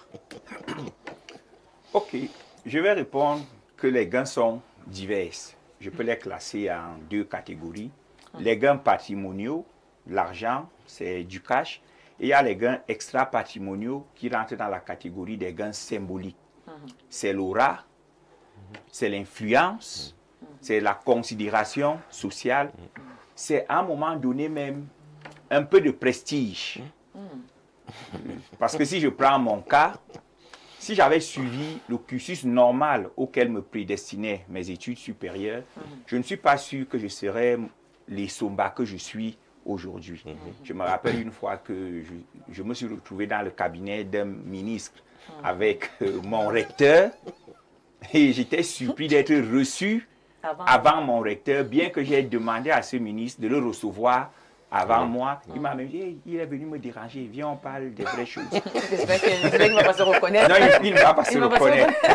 On avait dit qu'il est venu nous déranger. Il ne va pas se reconnaître. Mais est-ce que ce n'est pas là le piège également? Parce qu'il y en a qui se lancent certainement pour justement l'influence et non pour le bon objectif même. Bon, je serai obligé de parler de mon expérience. Ce qui est bien dans mon cas, c'est que tout ceci m'a surpris. Je connais un intermède au cours de mon parcours, alors je décide de pratiquer un métier qui ne m'éloigne pas trop de la recherche ou alors de la science, comme on aime à le dire. C'est comme ça que je me retrouve dans le journalisme, parce que c'est l'écriture, c'est la lecture.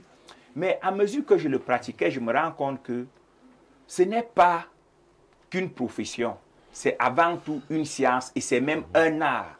À partir de là, naît donc une passion à moi qui va me pousser à aller à l'école pour perfectionner mon art, parce que moi je le considère comme un art. Mais c'est à force de travail, à force de certaines performances, à force de certaines innovations et de l'originalité, que je me suis retrouvé, entre guillemets, à être quelqu'un d'important. Et c'est maintenant que je comprends que, comme le disait Harry Bandelot de regretter mémoire, le journalisme mène à tout. Mais il suffit de savoir comment canaliser tout ce qui gravite autour du journalisme. On parlait tout à l'heure des questions de serpents. Dès que vous êtes dans le journalisme, sachez qu'il y aura des serpents, autour de vous. D'accord, Mais merci. comment vous les gérez? Merci pour votre première prise de parole là. Donc avec M. Xavier, est-ce qu'aujourd'hui, parce qu'on peut voir beaucoup on va dire quoi, de chefs, de patrons, de chaînes, de radio qui ouvrent, qui ferment, qu'est-ce qui se passe véritablement? Est-ce que on a envie de se poser des questions quand même? Est-ce que c'est encore un secteur utile et même rentable, surtout avec la montée on va dire des réseaux sociaux? On a aujourd'hui l'information un peu de partout. Est-ce qu'aujourd'hui, qu'est-ce qui manque véritablement à ces patrons-là? Pourquoi beaucoup ouvrent et ferment, beaucoup rachètent? Ça veut dire d'autres se découragent, d'autres on ne comprend pas. Comment est-ce que vous pouvez nous expliquer cela? Je pense que le problème, c'est à la base, c'est à la fondation. Comme toute entreprise dans le monde, les entreprises de presse également naissent pareillement, sont bâties sur une mission et une vision. La vision, c'est jusqu'où on compte arriver avec son média. On va être le meilleur dans l'univers.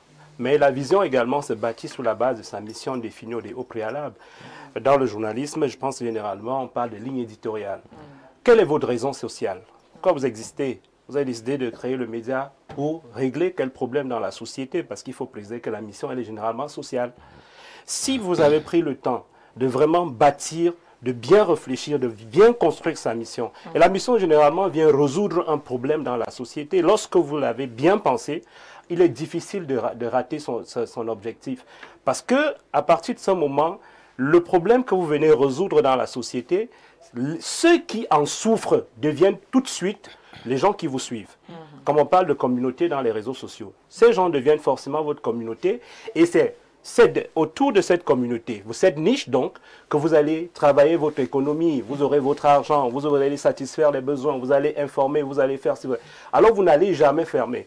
Parce que le problème que vous avez identifié et dont le média vient résoudre, des gens qui en souffrent sont des milliers et tous les jours, ils naissent tous les jours.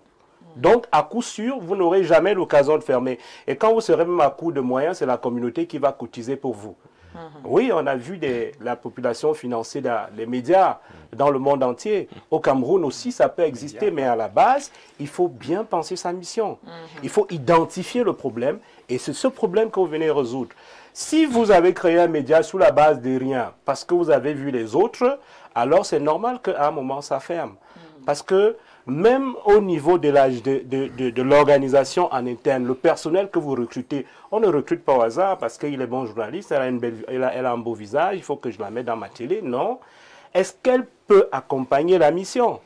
Oui, c'est sur cette base. Est-ce que sa technique rédactionnelle cadre avec la mission que je veux? Parce que c'est tout ça qui va définir même le choix des contenus de sujets. Parce que vous avez une mission que vous suivez.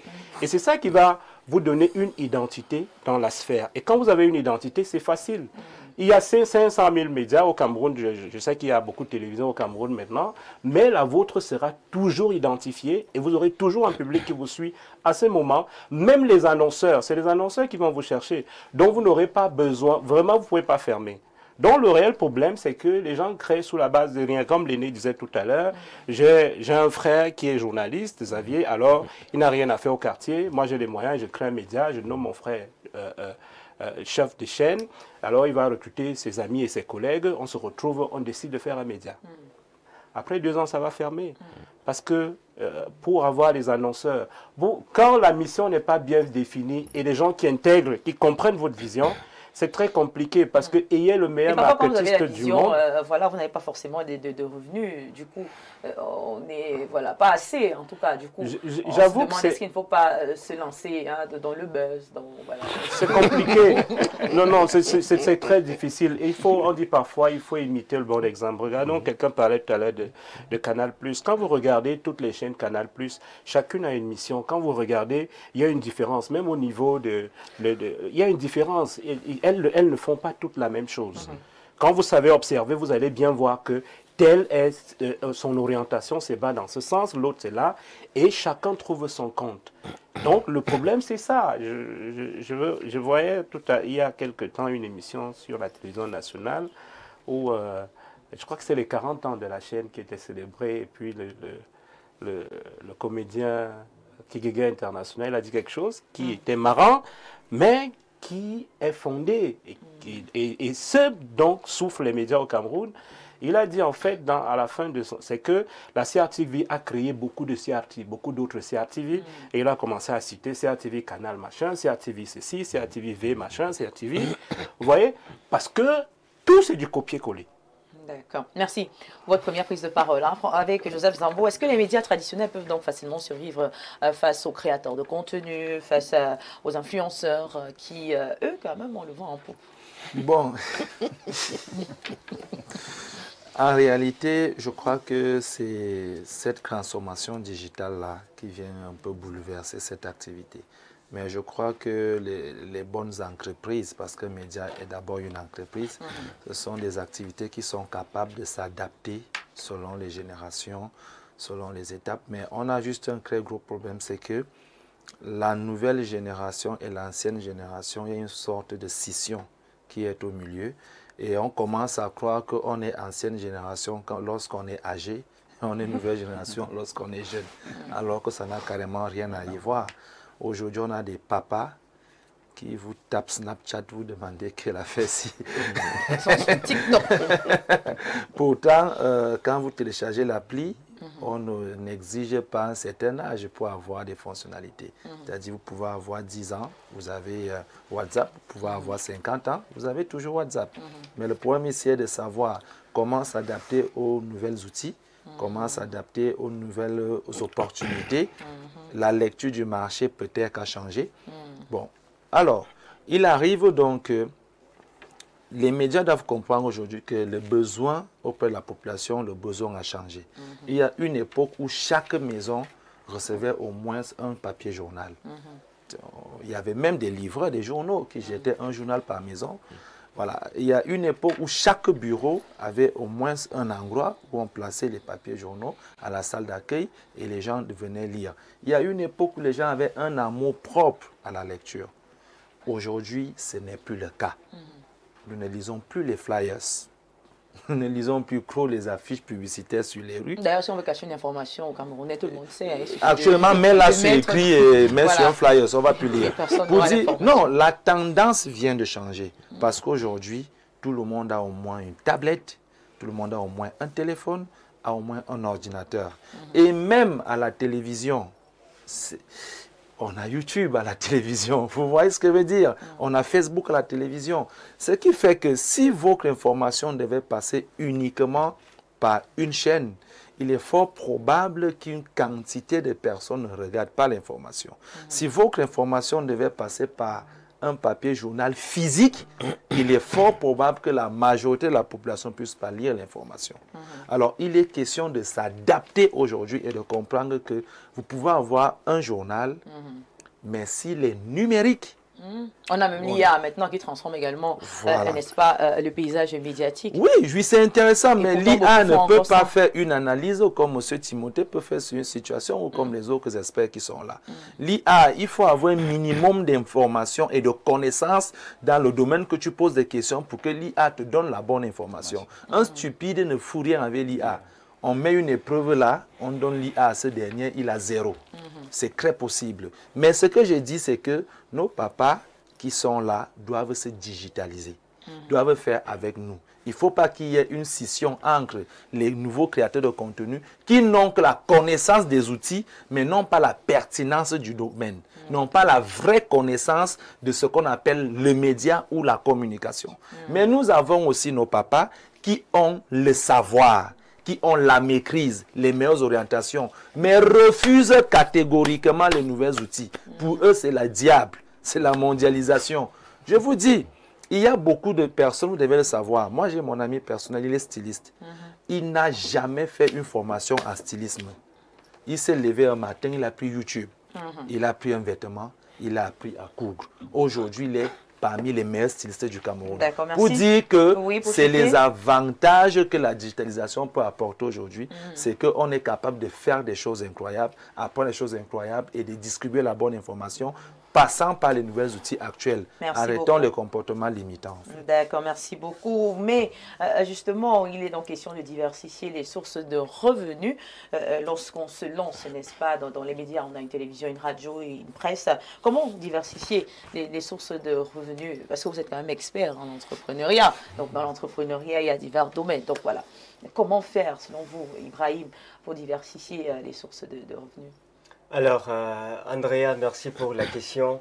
Je crois que moi, je vais regarder les choses en tant qu'entrepreneur, hein, ou comme homme d'affaires. Je ne veux pas regarder, je n'ai pas fait de formation dans le journalisme ou la communication pour parler en tant qu'un expert des médias, oui, on a des comprendre ce que c'est là-bas. Non, je ne connais pas trop cet environnement-là.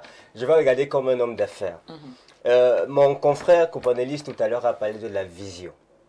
Il faut aussi parler de la stratégie, il faut parler des modèles économiques. Oui. Les chaînes de télévision traditionnelles ont œuvré dans une dimension de responsabilité sociétale, une mission sociétale. Mais aujourd'hui, la mission sociétale peut être en difficulté quant à financer les opérations, quand surtout il y a une concurrence très accrue qui arrive avec la digitalisation. Quel est le modèle économique des médias traditionnels? Il est très bas. C'est quoi? C'est quand une entreprise va demander la pub, qu'on va avoir quelque chose. Mais quel est le plus viable, selon vous, pour les médias? Pour les modèles économiques. Il faut d'abord le reconstruire même. Okay. Quand vous étudiez quelqu'un comme Canal+, qui a ouvert en France en 1984, elle a travaillé pendant 16 ans à s'étendre en Europe, aux Caraïbes et dans une île. En 2001, entre 2000 et 2010, elle va commencer à se lancer en Afrique. Et aujourd'hui, entre 2010 et 2024, elle est installée dans 25 pays africains.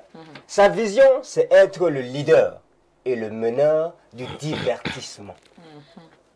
Aujourd'hui, en fait, les médias sont devenus un marché. La seule mission de responsabilité sociétale d'informer ne suffit plus pour que les choses marchent convenablement. Facebook, quand on parle de médias, Facebook est à l'intérieur. Mais qu'est-ce que c'est que Facebook? Ce n'est pas qu'une plateforme de communication. C'est un marché où à chaque fois vous communiquez, vous envoyez des informations, l'algorithme les étudie, et puis elle sait que bon, quand José Zamoba dit qu'il va envoyer les étudiants en Italie, les gens qui s'intéressaient au voyage, là, voilà l'annonce de le grand Joseph Zambo par ici. C'est un marché.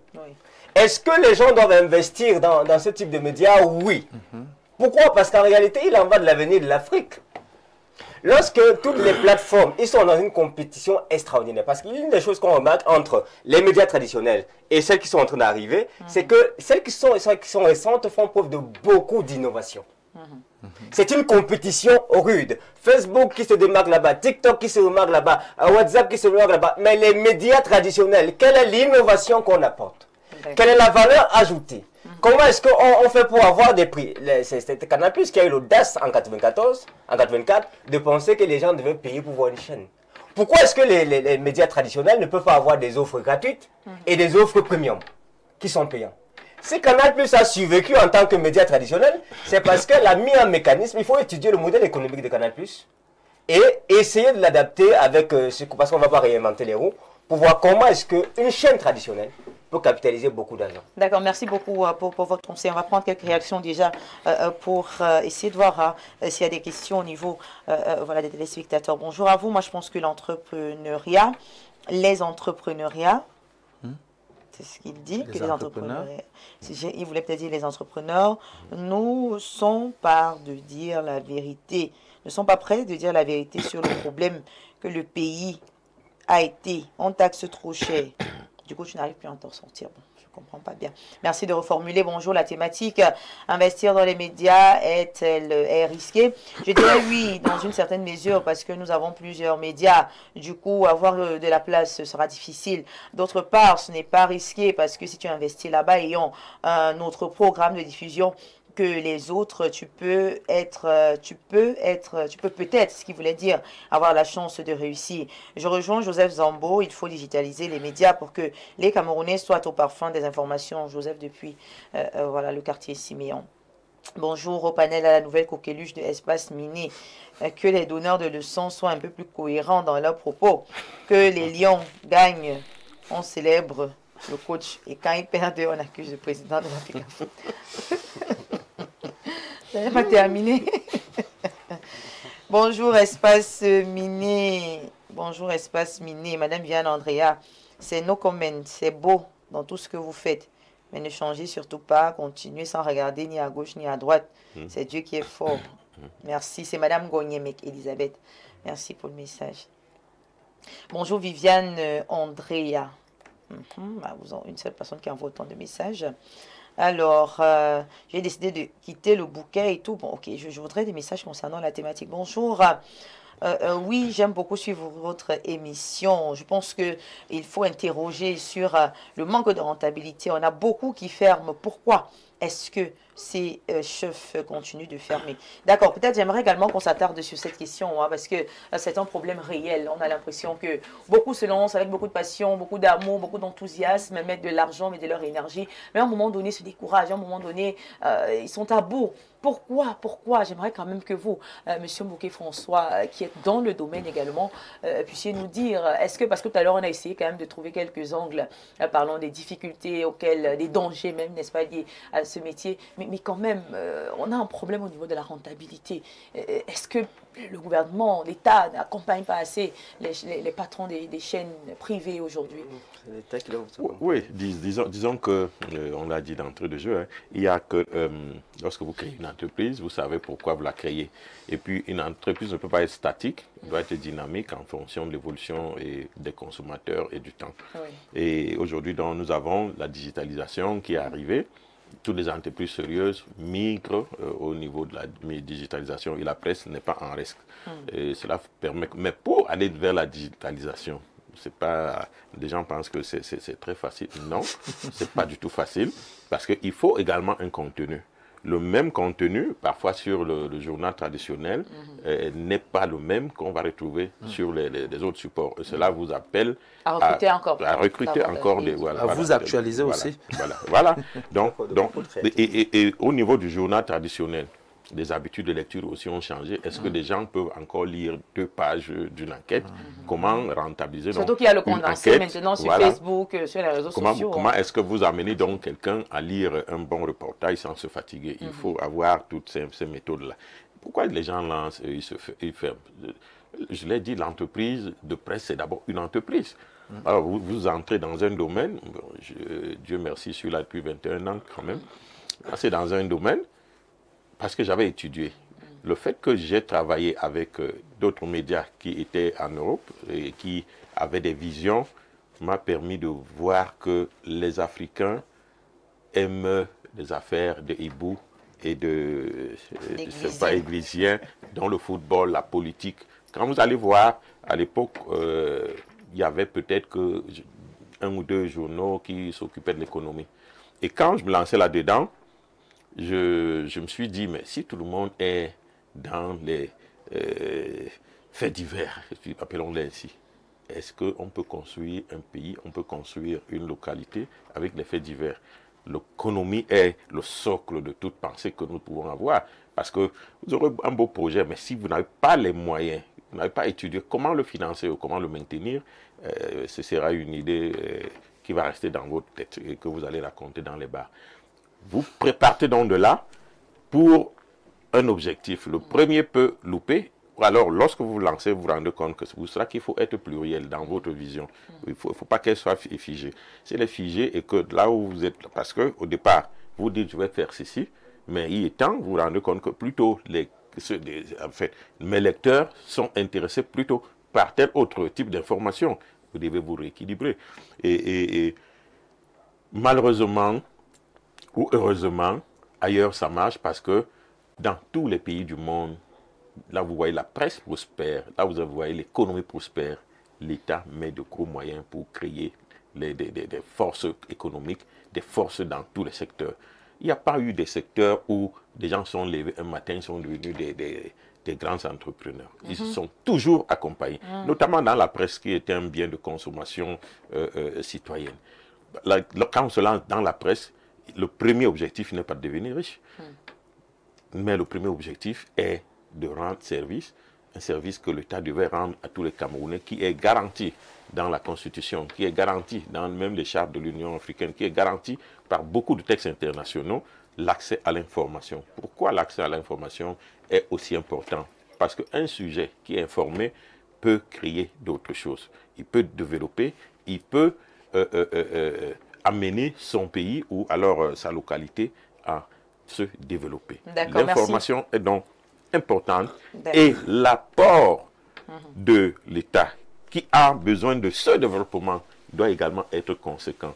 Si la télévision où nous sommes, quand on suit les messages, vous êtes tellement suivis tout le monde, mais qu'à l'aide à la presse, on voit qu'on vous a donné 400 000, je pense qu'on devrait avoir quand même un certain niveau, une certaine hauteur pour les journalistes, pour les médias, pour ceux qui prennent des risques. Est-ce que depuis que nous avons traversé la Covid-19, quelles sont les mesures que l'État a prises pour essayer d'accompagner des secteurs qui ont été les plus touchés dans le monde entier, dont les médias? Les médias sont parmi les entreprises les plus touchées. Qu'est-ce qui a été... Oui. D'accord, on va permettre à quelqu'un d'autre. D'accord, on vous reviendra tout à l'heure. Est-ce qu'on peut parler donc de risques financiers, éditorial ou encore politique, cher Timothée Abena? Bon, je serai encore une fois obligé de parler de mon expérience. Parce que ce que j'ai constaté dans la presse, c'est qu'il faut à un moment donné prendre le volet purement théorique et le mettre de côté. Pourquoi je le dis? Moi, je suis allé à l'ESTIC étant déjà pratiquant. Et parfois, j'avais l'impression que les cours qu'on me donnait là-bas n'avaient rien à voir avec la réalité du terrain que moi, je connaissais déjà. Je vais parler, d'un petit cas banal. La manière de rédiger un SMS à une personnalité, on ne va jamais vous l'apprendre à l'école de journalisme. Mais vous êtes déjà patron de presse, vous devez savoir communiquer avec des personnes d'un certain rang pour proposer vos services, la rédaction commerciale, administrative. Voilà. Parfois sans donner l'impression que vous êtes déjà entré dans un espace commercial. Parce que beaucoup de personnalités n'aiment pas les gens qui viennent comme des opportunistes. Donc il y a toutes ces petites astuces qu'à l'école, on n'enseigne pas. Alors, quand l'enseignant d'économie de médias arrivait, il parlait, moi je le regardais, je disais, mais monsieur, allez un peu créer votre journal. je connais donc beaucoup d'enseignants de journalisme qui sont même venus dans les milieux avec beaucoup d'argent et qui se sont plantés. D'accord. Alors, quel conseil donc est-ce que vous donnez peut-être à des personnes qui nous regardent et qui voudraient également se lancer dans le domaine des médias? Il faut d'abord apprendre. Et en matière de presse, le mentoring est très important. Le mentoring, c'est quoi le mentoring? Le fait qu'il y ait des aînés qui vous apprennent le métier, des aînés qui vous portent, des aînés qui vous recommandent. Et parfois, ils vous recommandent sans que vous ne soyez au courant. Je me retrouve un jour à un déjeuner de presse dans une structure de la place, invité par la responsable de la communication, persuadé de ce que c'est mon talent qui m'a permis d'être là. Et puis, 10 minutes après, un aîné m'appelle, il me dit, on m'a demandé de proposer quelques noms et j'ai mis ton nom. Et dans la presse, ça fonctionne toujours ainsi. Vous allez recevoir une demande de couverture pensant que c'est parce que vous êtes trop fort. Non, il y a toujours quelqu'un quelque part qu'on va appeler pour se renseigner sur vous, sur votre moralité et autres. Donc, je dis aux jeunes de ne pas avoir peur d'aborder les aînés. Aborder les aînés vont vous donner les pistes, mais ne pensez pas qu'il faut nécessairement mobiliser des milliards pour se lancer dans l'entrepreneuriat de presse. Moi, j'ai commencé avec 100 000 francs. Ah oui? 100 000 francs. Comment on fait pour commencer avec 100 000 francs? On commence quoi? On achète le récépissé d'abord. D'accord. Le récépissé parce que nous sommes dans un état de droit. Il faut respecter la légalité. Une fois que j'ai obtenu le récépissé, je me suis rapproché d'un graphiste. J'avais déjà mes sujets bien préparés. Et l'expérience de terrain, les conseils des aînés, je savais déjà quel sujet je devrais avoir à la grande une. D'accord, merci. C'était tout et puis après vous vous êtes lancé. Je me suis lancé et ce qui m'a le plus frappé à cet instant, c'est que tout ce que j'avais anticipé s'est passé exactement comme je l'avais anticipé. Alors, merci beaucoup Xavier qui a certainement quelque chose à rajouter. Est-ce que l'entrepreneuriat n'est pas avant tout une vocation, hein? Est-ce qu'il faut forcément, parce qu'il parle de formation et tout, est-ce que ce n'est pas une vocation? Est-ce qu'il faut forcément aller se former dans une école? Est-ce qu'il faut forcément aller? Est-ce qu'on ne peut pas ressentir à nous que, ok, papa est entrepreneur, moi aussi, je peux? Tout à fait. Ben, je pense que la réponse coule de source. Nous avons beaucoup d'entrepreneurs qui n'ont jamais été à l'école et beaucoup sont même, je pense même en termes de référence, les plus cités sont ceux qui ne sont pas allés à l'école pour ça. Mais on ne peut pas tourner le dos à la science. On ne peut pas tourner à la science parce qu'elle nous permet justement de faire les choses normalement. Peut-être que les autres ont réussi dans un univers où personne n'en savait rien, où les gens... Et peut-être que par la force de la provision, ça les a aidés à résoudre un problème, les gens se sont tout de suite jetés dessus et ça a marché. Donc il y a des cas comme cela. Mais il faut dire que l'entrepreneuriat, surtout dans la presse, c'est un risque intelligent. C'est pour ça qu'il est important d'apprendre d'abord. Et lorsqu'on a appris, maintenant, on sait où on va. On sait où on va. Tout à l'heure, on parlait, pour le cas de la rentabilité, de la diversité des sources. Et ça aussi, c'est très important. Et ça ne peut marcher que lorsque, à la base, vous avez clairement défini votre mission. Parce qu'à force de développer votre mission, à force de travailler dessus, vous devenez dans un environnement comme un expert. Où, quand on n'a pas regardé espace miné, quelqu'un tombe malade.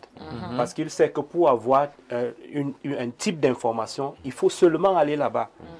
Et cette personne qui vous regarde, qui devient votre fidèle, devient plus tard votre ambassadeur parce que c'est lui qui va recenser les gens au quartier pour dire, si vous voulez avoir une information sur, je ne sais pas moi, dans la culture, regardez Espace Miné. Et c'est comme ça que ça fonctionne. Et c'est toutes ces personnes-là, ça devient une chaîne, toute cette grande communauté qui fait effectivement votre chiffre d'affaires. Les médias numériques. Parce que le numérique, effectivement, ça fait partie de l'innovation. On ne peut pas seulement rester dans le traditionnel. Plus le temps passe, plus on se réinvente, plus. Et c'est tout ça qui permet de développer votre vision. Parce que quand vous voulez avoir, si vous voulez avoir l'information juste, alors vous allez mettre tout en œuvre pour avoir les informations justes et à tout prix. Et c'est tout ça qui va fidéliser les gens autour de vous. D'accord, merci beaucoup. Alors, Joseph Zambo, vous êtes là ce matin en tant qu'expert en entrepreneuriat en général. Et quels conseils est-ce que vous pouvez donc donner à ceux-là qui nous regardent ce matin? Non, moi, ce que je vais leur dire, c'est que... C'est un risque, il ne faut pas se lancer, il faut se lancer. Non, il faut se lancer. Il faut se lancer quand même. Oui, moi, ce que je dirais, c'est qu'il faut se lancer. Il y a quand même beaucoup trop de risques. C'est un très gros risque. J'ai l'impression qu'il y a beaucoup trop de risques. Voilà ce que je veux dire. Je veux dire, moi, l'idéologie que moi je partage, même quand j'accompagne les gens en entrepreneur, c'est de faire d'abord. Vous allez apprendre là-bas dedans. C'est un risque. Maintenant, donnez-moi juste le nom d'une activité qui n'a pas de risque. Toutes les activités sur Terre ont des risques. Mais on fait d'abord. Et étant dedans, on va devenir grand. On a quelqu'un ici qui a commencé par le terrain. Et c'est sûr que c'est parfois les petits moyens du terrain qui lui ont permis d'aller maintenant se former. Maintenant, si on inverse, s'il commençait d'abord par apprendre et après aller sur le terrain, est-ce qu'il aurait eu la même motivation? Est-ce qu'il aurait eu la même consécration et de devenir ce qu'il est aujourd'hui? Donc pour moi, apprenez. Et deuxième chose, arrêtez le suivisme moutonnier. D'accord. On n'est pas tous au côté de la modération, on n'est pas tous monsieur tel, monsieur Timothée, on n'est pas tous. Si un a réussi dans un domaine, il y a les autres domaines. Super, merci beaucoup Ibrahim. Maxime, votre mot de fin? Alors, mon mot de fin, formez-vous en gestion des risques pour gérer les risques. S'il vous plaît, parce qu'il faut que je le dise clairement, le risque c'est la probabilité qu'un événement désagréable survienne. Et en entrepreneuriat, on passe tout le temps en train de gérer des imprévus, des choses qui se passent pas. C'est la gestion des risques. Et donc, si vous n'avez pas de notion en matière de gestion de risques, formez-vous en gestion de risques et allez les gérer. D'accord, merci beaucoup. C'est un dernier mot pour sortir? Oui, je dirais que l'entrepreneuriat, c'est d'abord une vocation, comme vous l'avez dit. Tout le monde ne peut pas créer une entreprise. Alors, parfois, il y en a qui vont vous dire que je dormais, j'ai rêvé, tel m'a donné un conseil qu'il faut aller crier, et puis on se lance. Mais je pense que lorsqu'on a eu, je le redis, lorsqu'on a une idée, il faut toujours la penser et faire le business plan. Le marché dans lequel je me lance, où vous n'êtes pas seul, quels sont mes principaux concurrents, qui est-ce que je vise à dépasser? Parce que si vous ne partez pas sur une concurrence saine, vous risquez de ne pas malheureusement faire. Merci beaucoup. Vous aviez Pierre et Somba qui aimeraient également dire un dernier mot pour sortir. Oui, pour terminer. C'est très intéressant. C'est juste pour interpeller l'ordre gouvernant aussi, parce que qui en fait à un moment donné, les médias leur ennemi, que non, l'État doit bien organiser aussi ce secteur, le financer même et favoriser pour l'application du métier sur le terrain. Voyez-vous, on parle des réseaux sociaux. Combien de villages n'ont pas de courant? Il n'y a pas le réseau électrique, le réseau Internet partout. Donc, on va beau aller sur Internet, on ne peut pas satisfaire la masse. Donc, il faut donc que l'État mette en place les mécanismes qui permettent à ce qu'il y ait Internet partout, qu'il y ait le courant partout, qu'il y ait la télévision partout. Et tout ça va permettre à ce que les médias ne ferment plus. Même quand on évolue dans la cacophonie, quand même, chacun va trouver sa part de gâteau dans le grand marché. D'accord, merci beaucoup. On termine avec vous. Oui, j'aimerais dire que tous les obstacles et tous les manquements, même ceux de l'État, en réalité sont des opportunités pour ceux qui ont de la vision. Magnifique. Oui, parce que celui qui sait qu'il n'y a pas accès à Internet au village, par exemple, il va créer sa presse là-bas en mode village sans Internet. Il va s'en sortir. Donc, il faut que les jeunes d'abord, peut-être que l'État peut commencer à enseigner même le culte de l'entrepreneuriat à partir de la 6e. Parce que le gros problème aussi est culturel. On ne nous apprend pas à prendre des risques, à oser. Je vais sortir encore avec mon histoire. Sortez définitivement. Je lance avec 100 000, mais lorsque je me rends compte que je maîtrise déjà l'environnement, je suis agent public par ailleurs, j'ai investi tout mon rappel dans la presse pour densifier l'entreprise.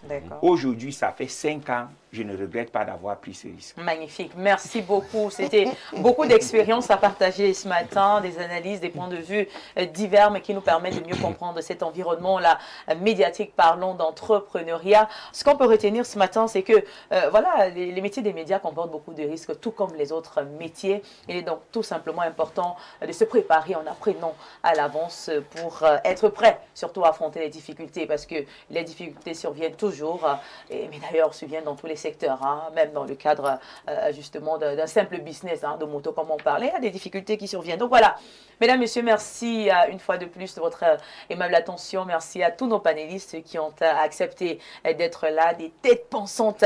Merci à M. Mboké qui était des nôtres, à M. Zambo Joseph, merci à Ibrahim Maxi, merci à M. Xavier, merci également à Timothée Abena et Somba. Tout est bien qui finit bien. Je vous laisse en compagnie de nos programmes sur la télévision de proximité du Vivre Ensemble. On se dit à demain, s'il plaît à Dieu, pour la 3e sortie de la semaine de Espace Midi. La rediffusion est prévue à 22h30. Bonne journée à tous et à toutes.